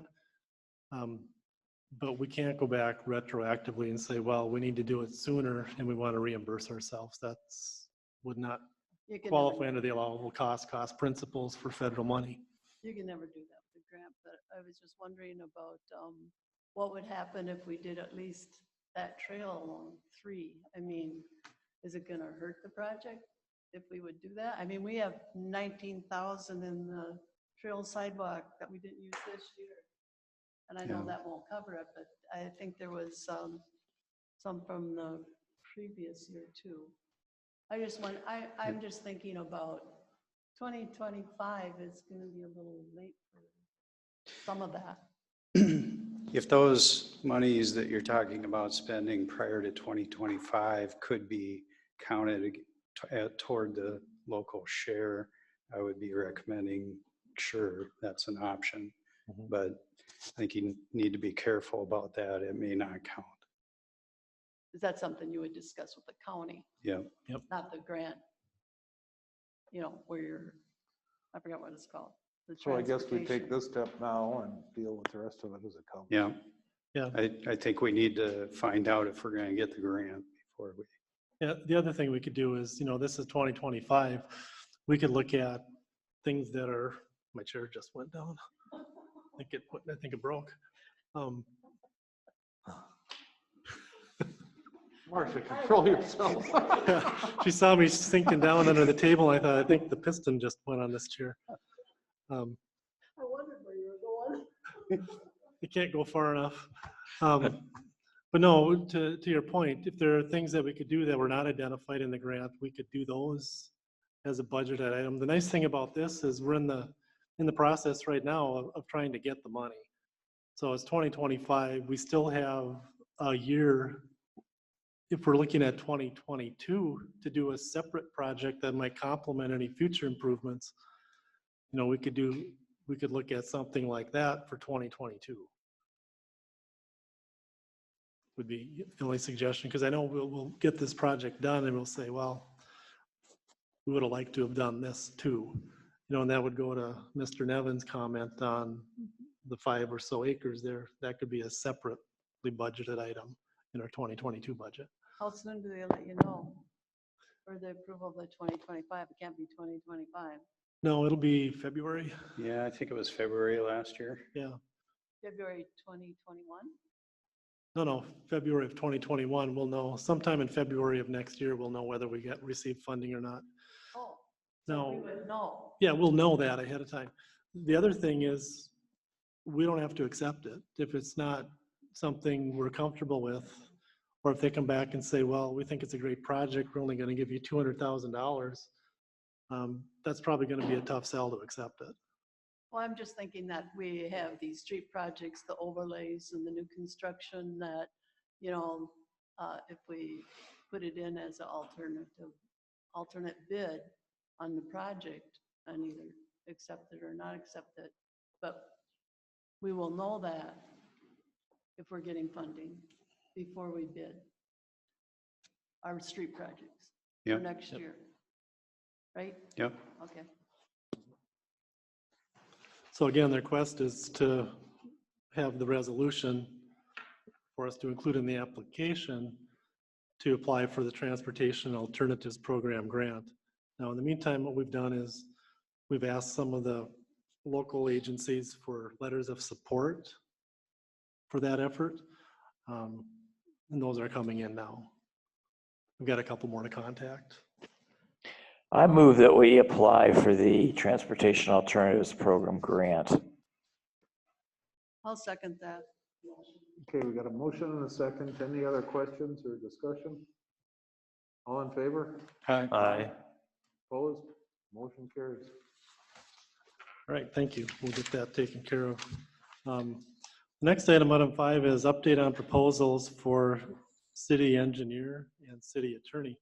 So we'll talk about the city engineers first. Looks like we have 6 of them that came in. We have Woodseth, Bolton Mank, both of which we currently use right now. We have another company that's Inez Consulting Inc., and they're located in Wilmer. We have another one from Moore Engineering out of St. Cloud, Minnesota. We have another one from WSB. They're around. They don't state which office on here they're writing this from. We have Bolig Inc. Engineering and Environmental. They're also out of Wilmer and Sartell, Minnesota. And those are the ones for engineering. As far as city attorneys, we have 2. We have Brad Person from Breen and Person, and we have another one from looks like Prior Lake. Hugh Moeller, Gontarek, and Cheskis PLC out of Prior Lake. So we have 2 for legal and looks like 6 for engineering. So those are the folks that responded. So the next question I have for you is, what would you like us to do with these? What's typical, Mike? Interview or get letters of interest, or I mean, what's the next step? Well, the next step would be, I would address the legal one first. You've got a local attorney, Brad Person, or you've got someone from Prior Lake. From my perspective, that's an easy decision. But as far as the engineers, what you could do is you could invite them to come in, give them an hour, and you can ask them questions. Can you invite 3 of them to come in? We can invite. I mean, you get in trouble if you don't give everybody a chance? No. I thought we set up a meeting for that on the 17th at 10. AM. We did, but we didn't state that we'd bring everyone in. And that's Right, the question is, personally- how is staff gonna vet them? I mean, who do you want to bring in? Do you want to bring in all of them? Do you want to bring in 3 of them? I mean, Is there a time limit when you have to do it by? no, No. We haven't set the criteria for determining them. right. So that's what we're asking. What criteria would you like to use to do this? Also, could we interview them by Zoom instead of having them come in all the way to here? Good point. Yep. I would also say the ones that are probably the closest to us. If you're going to eliminate someone, I would say you eliminate the farthest away. Okay. I think you ought to pick people based on current recommendations and performance also, and then you get into cost issues. Do they have references on their RFPs? I haven't looked at the references in detail, but they do have references. So if you'd like to form a committee of a couple council members and staff, I would suggest probably Ted be on that, the clerk and a council member, and figure out who you want to talk to for the engineers. You can talk to all of them, you can talk to 2 of them or none of them. It's really, what do you want to do?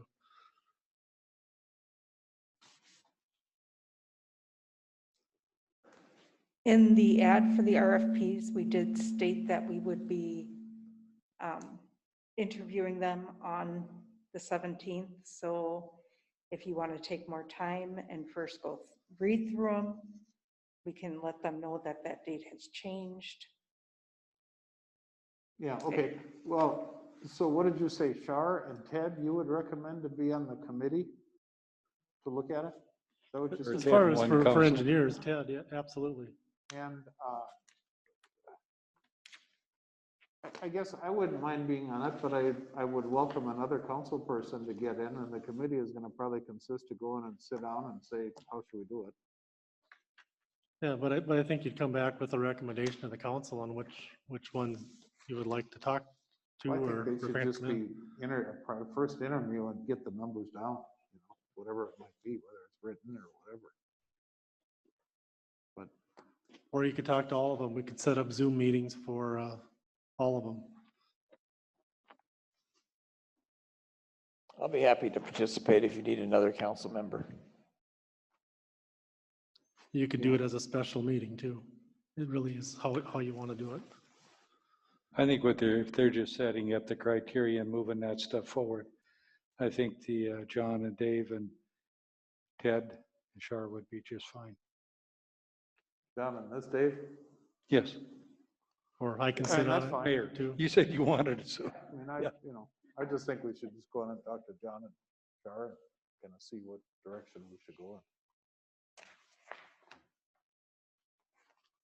I could sit on there too if you'd like. Yeah, I worked with I the mean, we could just stop. 100 of them too. Hey, it'd be, I don't want to pull people from Fire Lake and Wilmer and all that up here for an interview. Yeah. But we can do it through Zoom really efficiently. Okay, So when do you want to meet? How soon are we going to get on that? When do you want to make those appointments?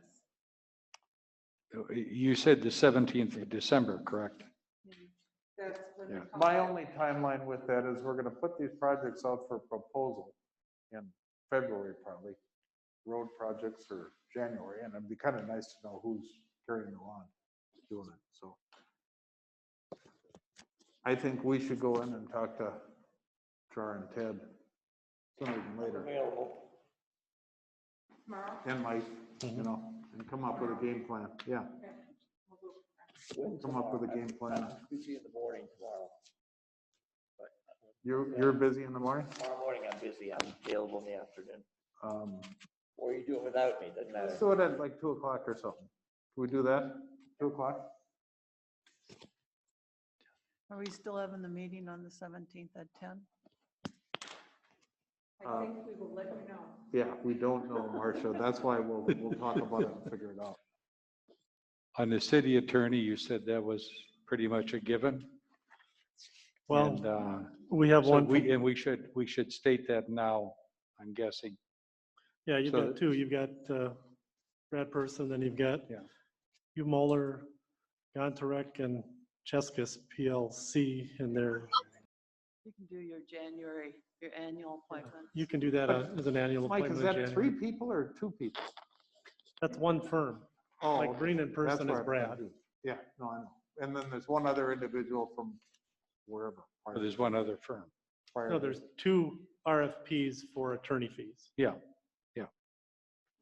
One has 3 Typically we do names. that in January here. I Yeah. think, is correct. That works for me. Okay. Leave Brett on the hot seat for a month. The focus is just on engineers, right? He thought that was a monthly affair. All right, well, I think we're ready to move on to item 6 then. Okay, commission reports. Do we have any? We're not done yet. We have item 6 on here. What I'd like to update the council on is where are we at with performance evaluations and related compensation. So annually, what we're required to do is we do an evaluation on everybody. We say, you know, based on your goals and objectives, here's what we're seeing. We know a lot of things have changed. And the way it works is the supervisor, whomever that is responsible for evaluating their direct reports.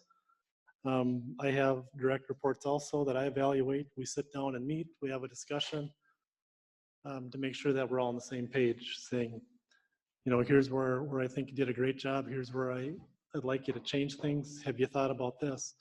It's a really good interaction between staff and supervisors to talk about what went good during the year, what didn't, and what we want to improve upon.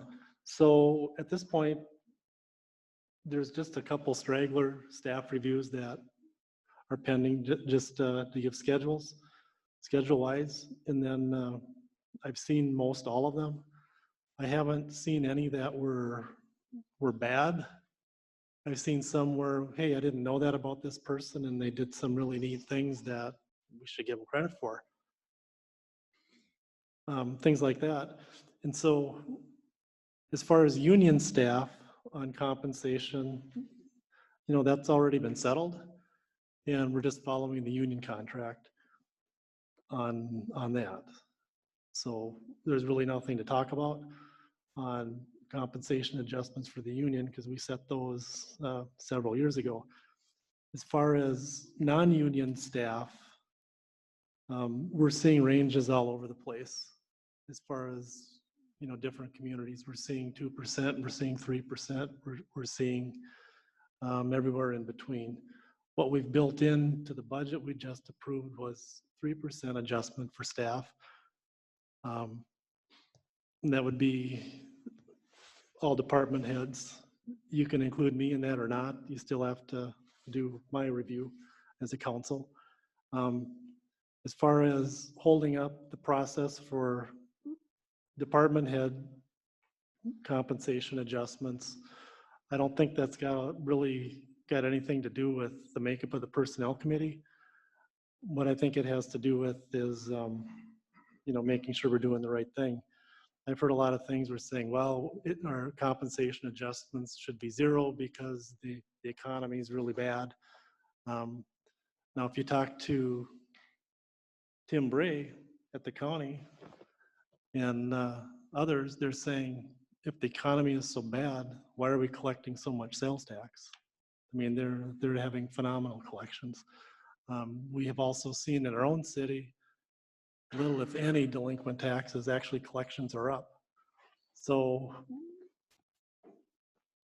there's areas that have been harmed by the pandemic, but as far as city staff goes, I think they've done an outstanding job trying to deal with whether it's fire or police or planning and zoning or city clerk or parks, changing and making sure everything works. And I think they've done a great job doing it at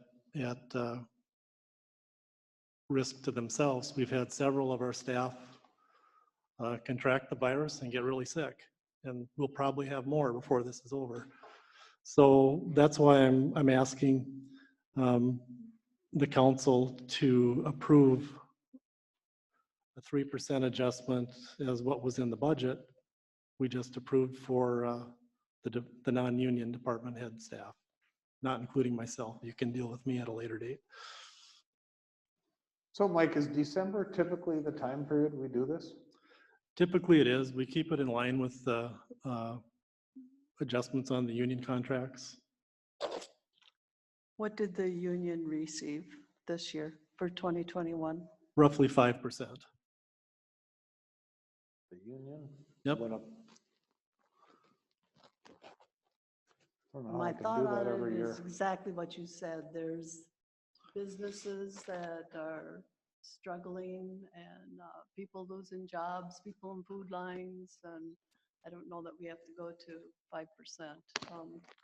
That includes our own staff too, by the way. And the cost of living adjustment is 1.3 per, that the government decided on, 1.3. And does this 3% include the longevity pay? Yes, it does.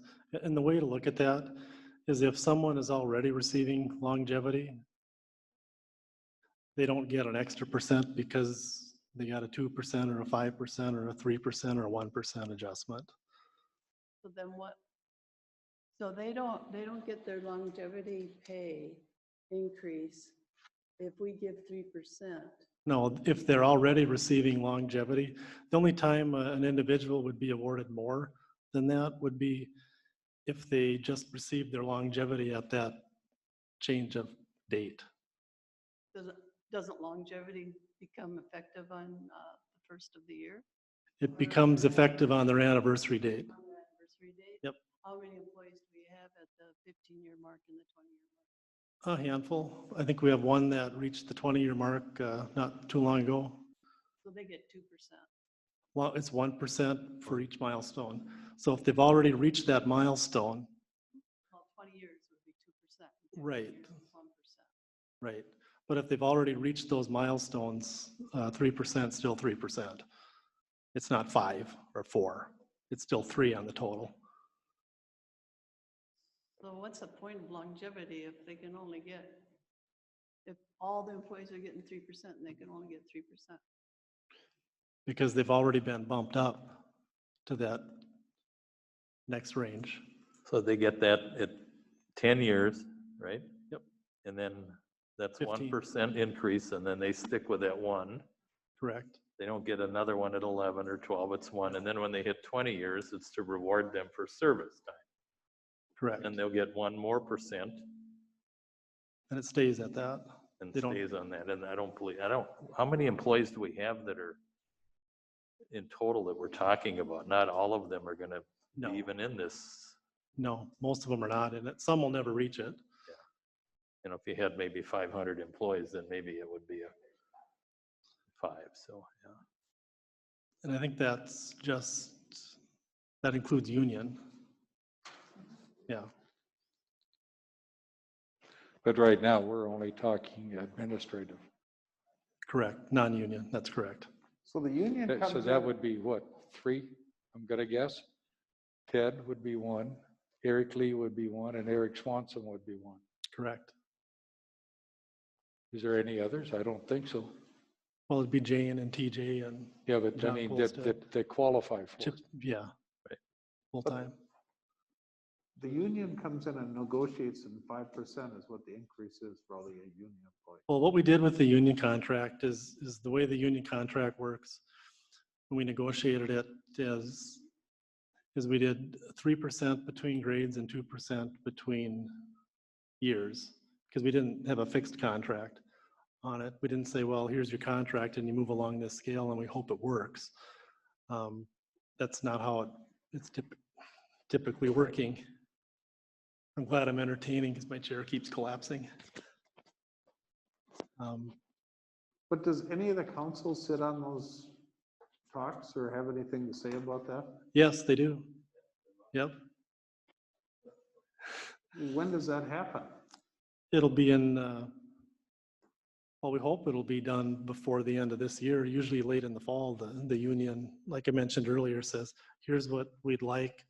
You know, we let them take the first shot across the bow and then we respond to it. And then based on those You mean conversations. next year, right? Yeah, next year. That won't be till 21, late 21. Yeah, late 21. So this year, the 5% increase is done. They've done We it. already, yep, that decision was made 2 years ago. Oh. By the city, by the council at that time. It's 3-year contracts. Yep, that's correct. We did Teamsters and AFSCME. 5% each year?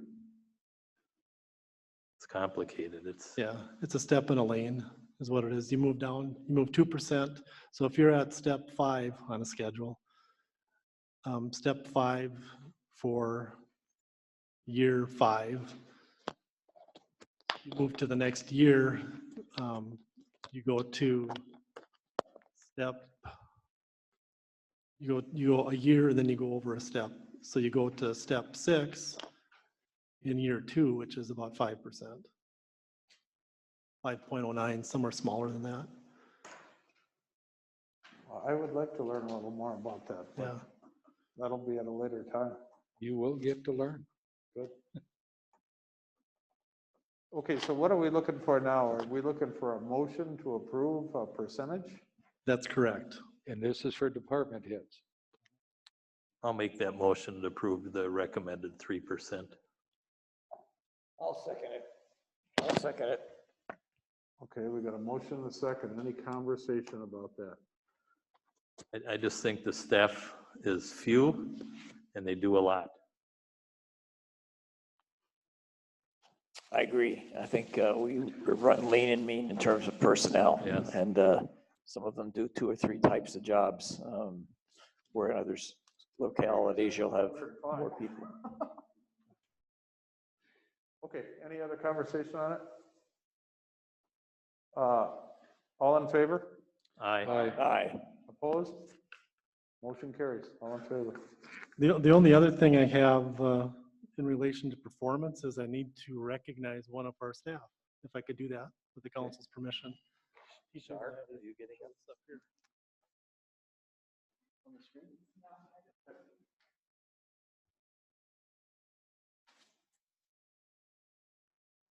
Okay, so when someone reaches a milestone in their career, you know, I'm a firm believer that we should recognize that. And we have one of those milestones we reached this fall, and it is 20 years for Ted. a very long Ted Strand.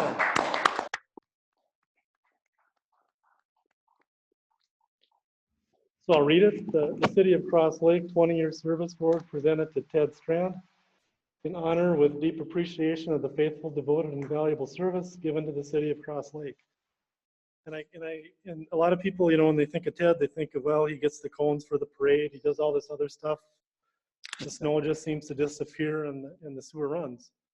But what most of you don't know is the effort that it takes to do that. You know, we always hear when the mailbox gets hit or a garbage can gets tipped over, but we never get to recognize Ted for having to go out and buy new shoes because he got enclosed and getting washed with bleach and sanitized. And Sleeping at the sewer plant in his truck. That's another one. New one. yeah, and getting the call saying there's the basement's full and it's not full of stuff, it's full of fill in the blank. Plus your special showers. Yeah, the special showers. So Ted, I'm just gonna hand this to you. Thank you. Thank you.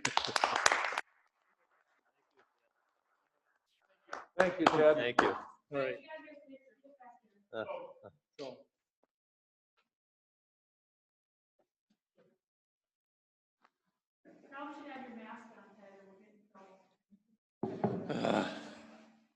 I hate these things.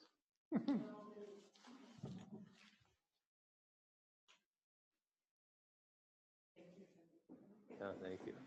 Thanks, Ted.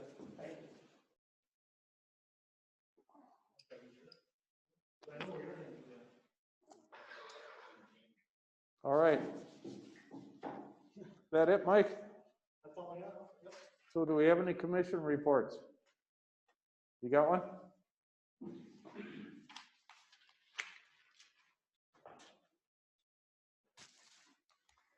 Mr. Mayor, the city administrator alluded to it earlier, issues with the truck. We've gone ahead and we've ordered our new truck, the truck that we're replacing. Last week, we heard a strange sound We took it in and the torque converter actually shattered on it. Right now, there's no value to that truck. We can't drive it, can't do anything with it. There's no sales value, no nothing. To fix that truck, the estimate is someplace between $13,000 and $15,000.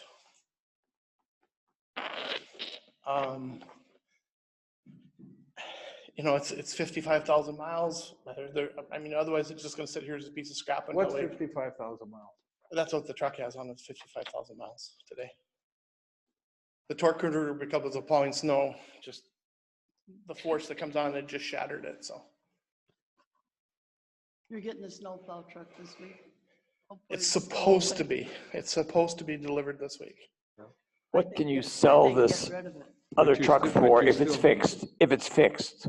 If we fixed it, we could get 15 to 20 out of it as well. So basically, you're not gonna get much extra by patching it up. Am I listening right? All right. This is the truck you're replacing, correct? This is why we were planning to get the new truck, is Then to take it, replace this one. my comment is take it to the scrapyard. Yeah. Don't store it. Don't Get store rid it. of it. Go to the scrapyard with it. Put it up for sale, as is. I mean, why do we want to pay more maintenance on it and more insurance? And we don't need it for replacing it. Ted, there's gotta be some salvage value to it, so. Maybe the motor on it, I don't know. That's the things that I haven't had a chance to look at. Plow or the box or the, you know, I mean. There's some, but there's not gonna be a lot, so. Yeah, but I think just get rid of the truck. I mean, I don't care if you sell it, salvage it, Well, or yeah, what. I mean, I don't care. Just dispose of it. Don't let it sit I there. would try to get what you can salvage or whatever. We And I will don't do know if the, you we just will need do to- the best we can, but again, I want to thank you guys for listening to me when I said we need to be replacing it. It's getting to the end of its life. This is why we plan and we try to budget for this ahead of time, so. Well, we could make I'll a, make a motion that Yeah. we declare the. 2007. The 2007 plow truck for surplus. I second it. all in favor? Aye. Just try to get something for it though. Yeah. We'll get whatever Yeah. we can get out of it, so. Yeah. And then the other thing that Mike was alluding at was the 2 lift station pumps. We've had 2 pumps that in one of the lift stations have been running 24/7 since almost its 18, 19 years of life. They're to the point they're not rebuildable anymore, and we have a $10,000 bill to replace those 2 pumps. That should be coming any day, the bill. The pumps probably won't be here until after the first of the year, just because of lead time on these things. So So the pumps are running, they're just not, we have 1 pump running. We're down to 1 pump, a spare backup right now. Are they duplex? Huh? If you have Yes. 2 on each, all right, yeah. Ted, while I have you here, West Shore Drive, got another letter. Is there any chance that you could find the time to make an attempt to keep West Shore dry, clear of snow after the roads are plowed after a snowstorm, and at least for this year? I thought at the last meeting we decided to do the community center road. Yes, and that's been working out good. There's a lot of people over there. They've used the sweeper, but I think the people over on West Shore Drive, Well, I and mean, the is it- the next breath you're gonna get is you're gonna want the ones on Manhattan or the ones down by the assisted living. Do you want to go that far? Were you doing them all, or do you want to? You know, I took it upon myself at Thanksgiving time, we had really nice mild weather. And I swept the paths off, we scraped them, we cleaned them off, because people have had it since Thanksgiving, the week before Thanksgiving. And they've had really good time walking, we've heard lots of good comments about it. Now we're starting to get a little snow again. To what extent do you want to do it? To do Manhattan and West Shore Drive, I had the guys keep track of it. It took them a little over an hour and a half a piece, and it was one of the guys from the park and one of my staff took 2 pieces of our equipment down and cleaned them off. And that was, light snow, it wasn't heavy snow, Right. but we can do it. It's just realize it's most likely the next day, and how much do you want to? I mean, you're getting people that want to do that today, and what's Yep. the next thing? For Manhattan Point Boulevard, where I live, I think in general, I wouldn't be plowing the walks. The road's fairly straight, and I basically do my walking or running on the street itself, and that's not an issue for Manhattan Point Boulevard. The only comment I would make on the West Shore is it is remarkably curvy and remarkably narrow. We've had a lot of good comments on what we did, so. Well, if you have time, can you fit it in? Yeah, I could, with the direction of the council, we could move You forward. guys okay with that? If you, I'm not sure what So you're this, talking about just West Shore just Drive, West not Shore Drive, Winter right? Point or- Yep. What's the estimated cost? We're talking about not throwing more stuff on the budget. What I would just be- don't know how we can do one and not do all of them. I mean, that, Dave, doesn't make a bit of sense to me, you know? well, the residents are asking, and there's a nice path there, and this one's getting used. That's, Well, I'd just be real careful with doing, you know, if we're gonna do that as a policy, we're gonna do the roads. do the guys have time in the winter months? In the summer, they're probably mowing lawn and doing different things. And if, you know, when the regular plowing's done, I'm just asking. If you don't want to do it, and you don't think you You know, can you do got, it. We could do, I mean, just so it isn't the policy that we're doing it that day. If we can do it the next day or the day after that, it can be, anything can be done.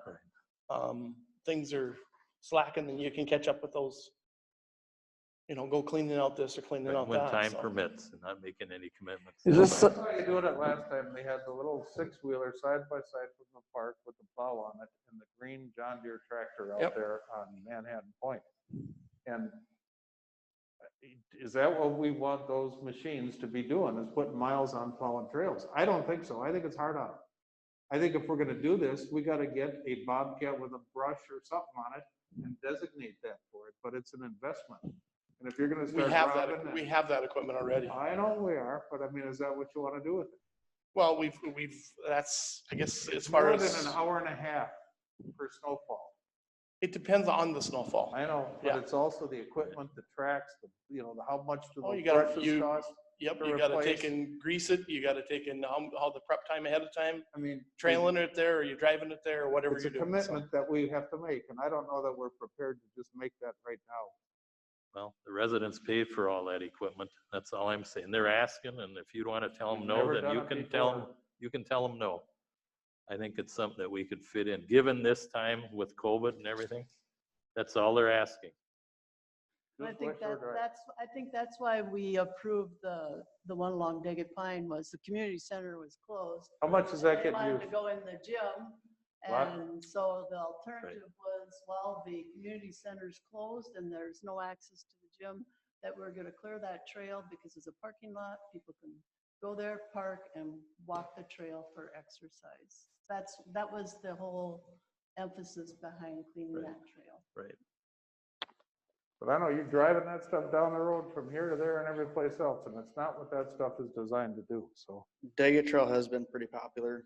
It hasn't absorbed a lot of our time, but you get 12 inches of snow, it's gonna take a lot longer, snow blowing and then going back with the broom. So if the council wants to recognize that people wanna walk, maybe we just extend that plowing of Daggett Trail all winter long, instead of just when community I'd be centers more closed. in favor of that than running all over the city. Because I do see people parking down by the tennis courts and hopping on the trail and walking. I do see it. I don't know, I can't keep an eye on it all day long, but I do see it. But if we're gonna offer that, I mean, that's $100,000 offer that we're doing to the city, and that's a commitment that we gotta make. And if that's Where what did the we're gonna do- 100,000 come from? Where are you, I mean, I'm talking about replacing tracks on the machine, those brushes on the Bobcat, Dave, it's a long-term thing. Well, I've only asked for this year because of COVID. That's I all know, I'm asking. but That's all they're we asking. just gotta think about it before we just go and do it, that's all. You're talking about the I guess $5,000 the for answer is renting no the fire then. hall. Sorry for the people on West Shore Drive. Yeah. I don't know, what's your guys' opinion? That's mine. The more we're gonna be doing, I don't see how we can do West Shore Drive and not do all of them. It's crazy. one question I would have is whether people on Wester Drive could drive their car over to the community center and walk there. I'm just asking that. Well, they I can't. understand that we've got a big push from probably 5 or 6 neighbors on West Shore to plow it. The other thing is that depending on the snow and the ice, there's sometimes that the trail's plowed or out at Manhattan Point Boulevard and it's so icy you can't use it anyway. I mean, so I don't know what the payoff is, so. When we start throwing snow on those trails, you're not gonna be plowing them with anything. Even the Bobcat, but At that time, we figured that the snow blower would be used on the Bobcat. No, then it's gonna be icy, somebody's gonna slip and break their, whatever, I don't know. I just think we gotta put a little thought into that before we do a citywide deal. So that brings me to my next topic, when we talk about possibly reopening on the 18th. Do we want to look at keeping that trail cleared for the remainder of the winter? Within reason, TJ, I would support that, within reason. But, if we get a 3-foot snowfall and it's blowing 30 miles an hour, you're never gonna keep up with it. Well, that's kind of what I wanted to ask next is, what's the priority? Is it to get the hockey rinks done first? Is it to get the ski trail groomed next? Or what do we want to get done first before we hit these trails? Is the trails high priority? That's up to the council. They'd be, in my opinion, they would be the last priority, or the bottom. Because it takes quite a while to clear those rinks, to get it reflooded, and And the it kids takes are gonna be out there wanting to play. takes one guy 8 hours to groom 90% of the trail, ski trail. So. Yeah, I keep mean, that in that's a mind. budget thing. We gotta get another employee if we're gonna start doing that. That's a big commitment to make. And once you start doing it, you can't stop. So I think if we're gonna open that up and do it, Ski trail. Ski yes, trail. Sorry. Yeah. Sorry. yeah. So you just gotta be careful going around and starting to shovel off all the sidewalks in town. Bottom of the list. My opinion is that we do it until the community center's open, and that will alleviate the other trails saying, how come that trail's cleared and not any other trails, until we decide. I'd emphasize the hockey rink because that's what the kids can do, especially if they're out of school. And then the ski trails, and then the walking trail, because some of us actually can walk on the road.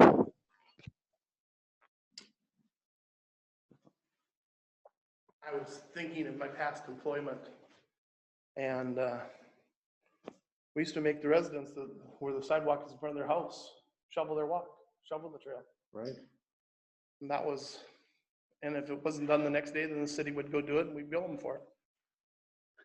I don't think we're going there, but if we wanted to give people permission to clear the path in front of their things, at their nickel, they could, they can hire somebody with a plow and go plow. But, I don't know what liability that is, Brad, but for us just to, on a whim, say, let's go clear all this, or just clear one of the sidewalks off is a huge mistake. Now, the community center, that's attached to the facility, and that's a little different. The equipment's there, you don't have to move it. But it still is probably on the bottom of the list of things to do. I just have one thing to that. Sure. In 2025, we're going to get sidewalks. We should start thinking of how we're going to keep all of this clear. Sidewalks in town, you mean the walk-in deal? Yeah. Yeah. Yeah. And that's gonna be a huge commitment when that thing happens. The one on the main drag is a snowmobile trail, so you can't plow that. I mean, there's gonna be some things that we have to figure out. Yeah. And just one last thing, the 18th, that's when our lockdown is supposed to either be extended or let up. We may have to call a special meeting just to discuss what we want to do with my facility and my staff. So I just want to give you a heads up, depending on what we hear from the governor. Okay.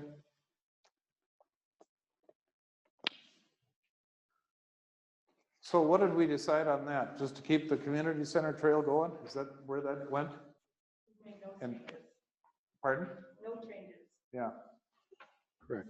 Take care of the other stuff first. Okay, public forum. No action will be taken on any of the issues raised. If appropriate, the issue will be placed on the agenda of a future council meeting. Speaker must state their name and address. Each speaker's got 3 minutes. Does anybody want to come up? Anybody out in radio land? Come on, Dave, what do you got to say? All right, seeing nobody coming up. Any new business? Any old business? I guess we're going to go into closed session, huh, Brad? So we need a motion to go into closed session. So move. Second. All in favor? Aye. Thanks, Paul, for coming.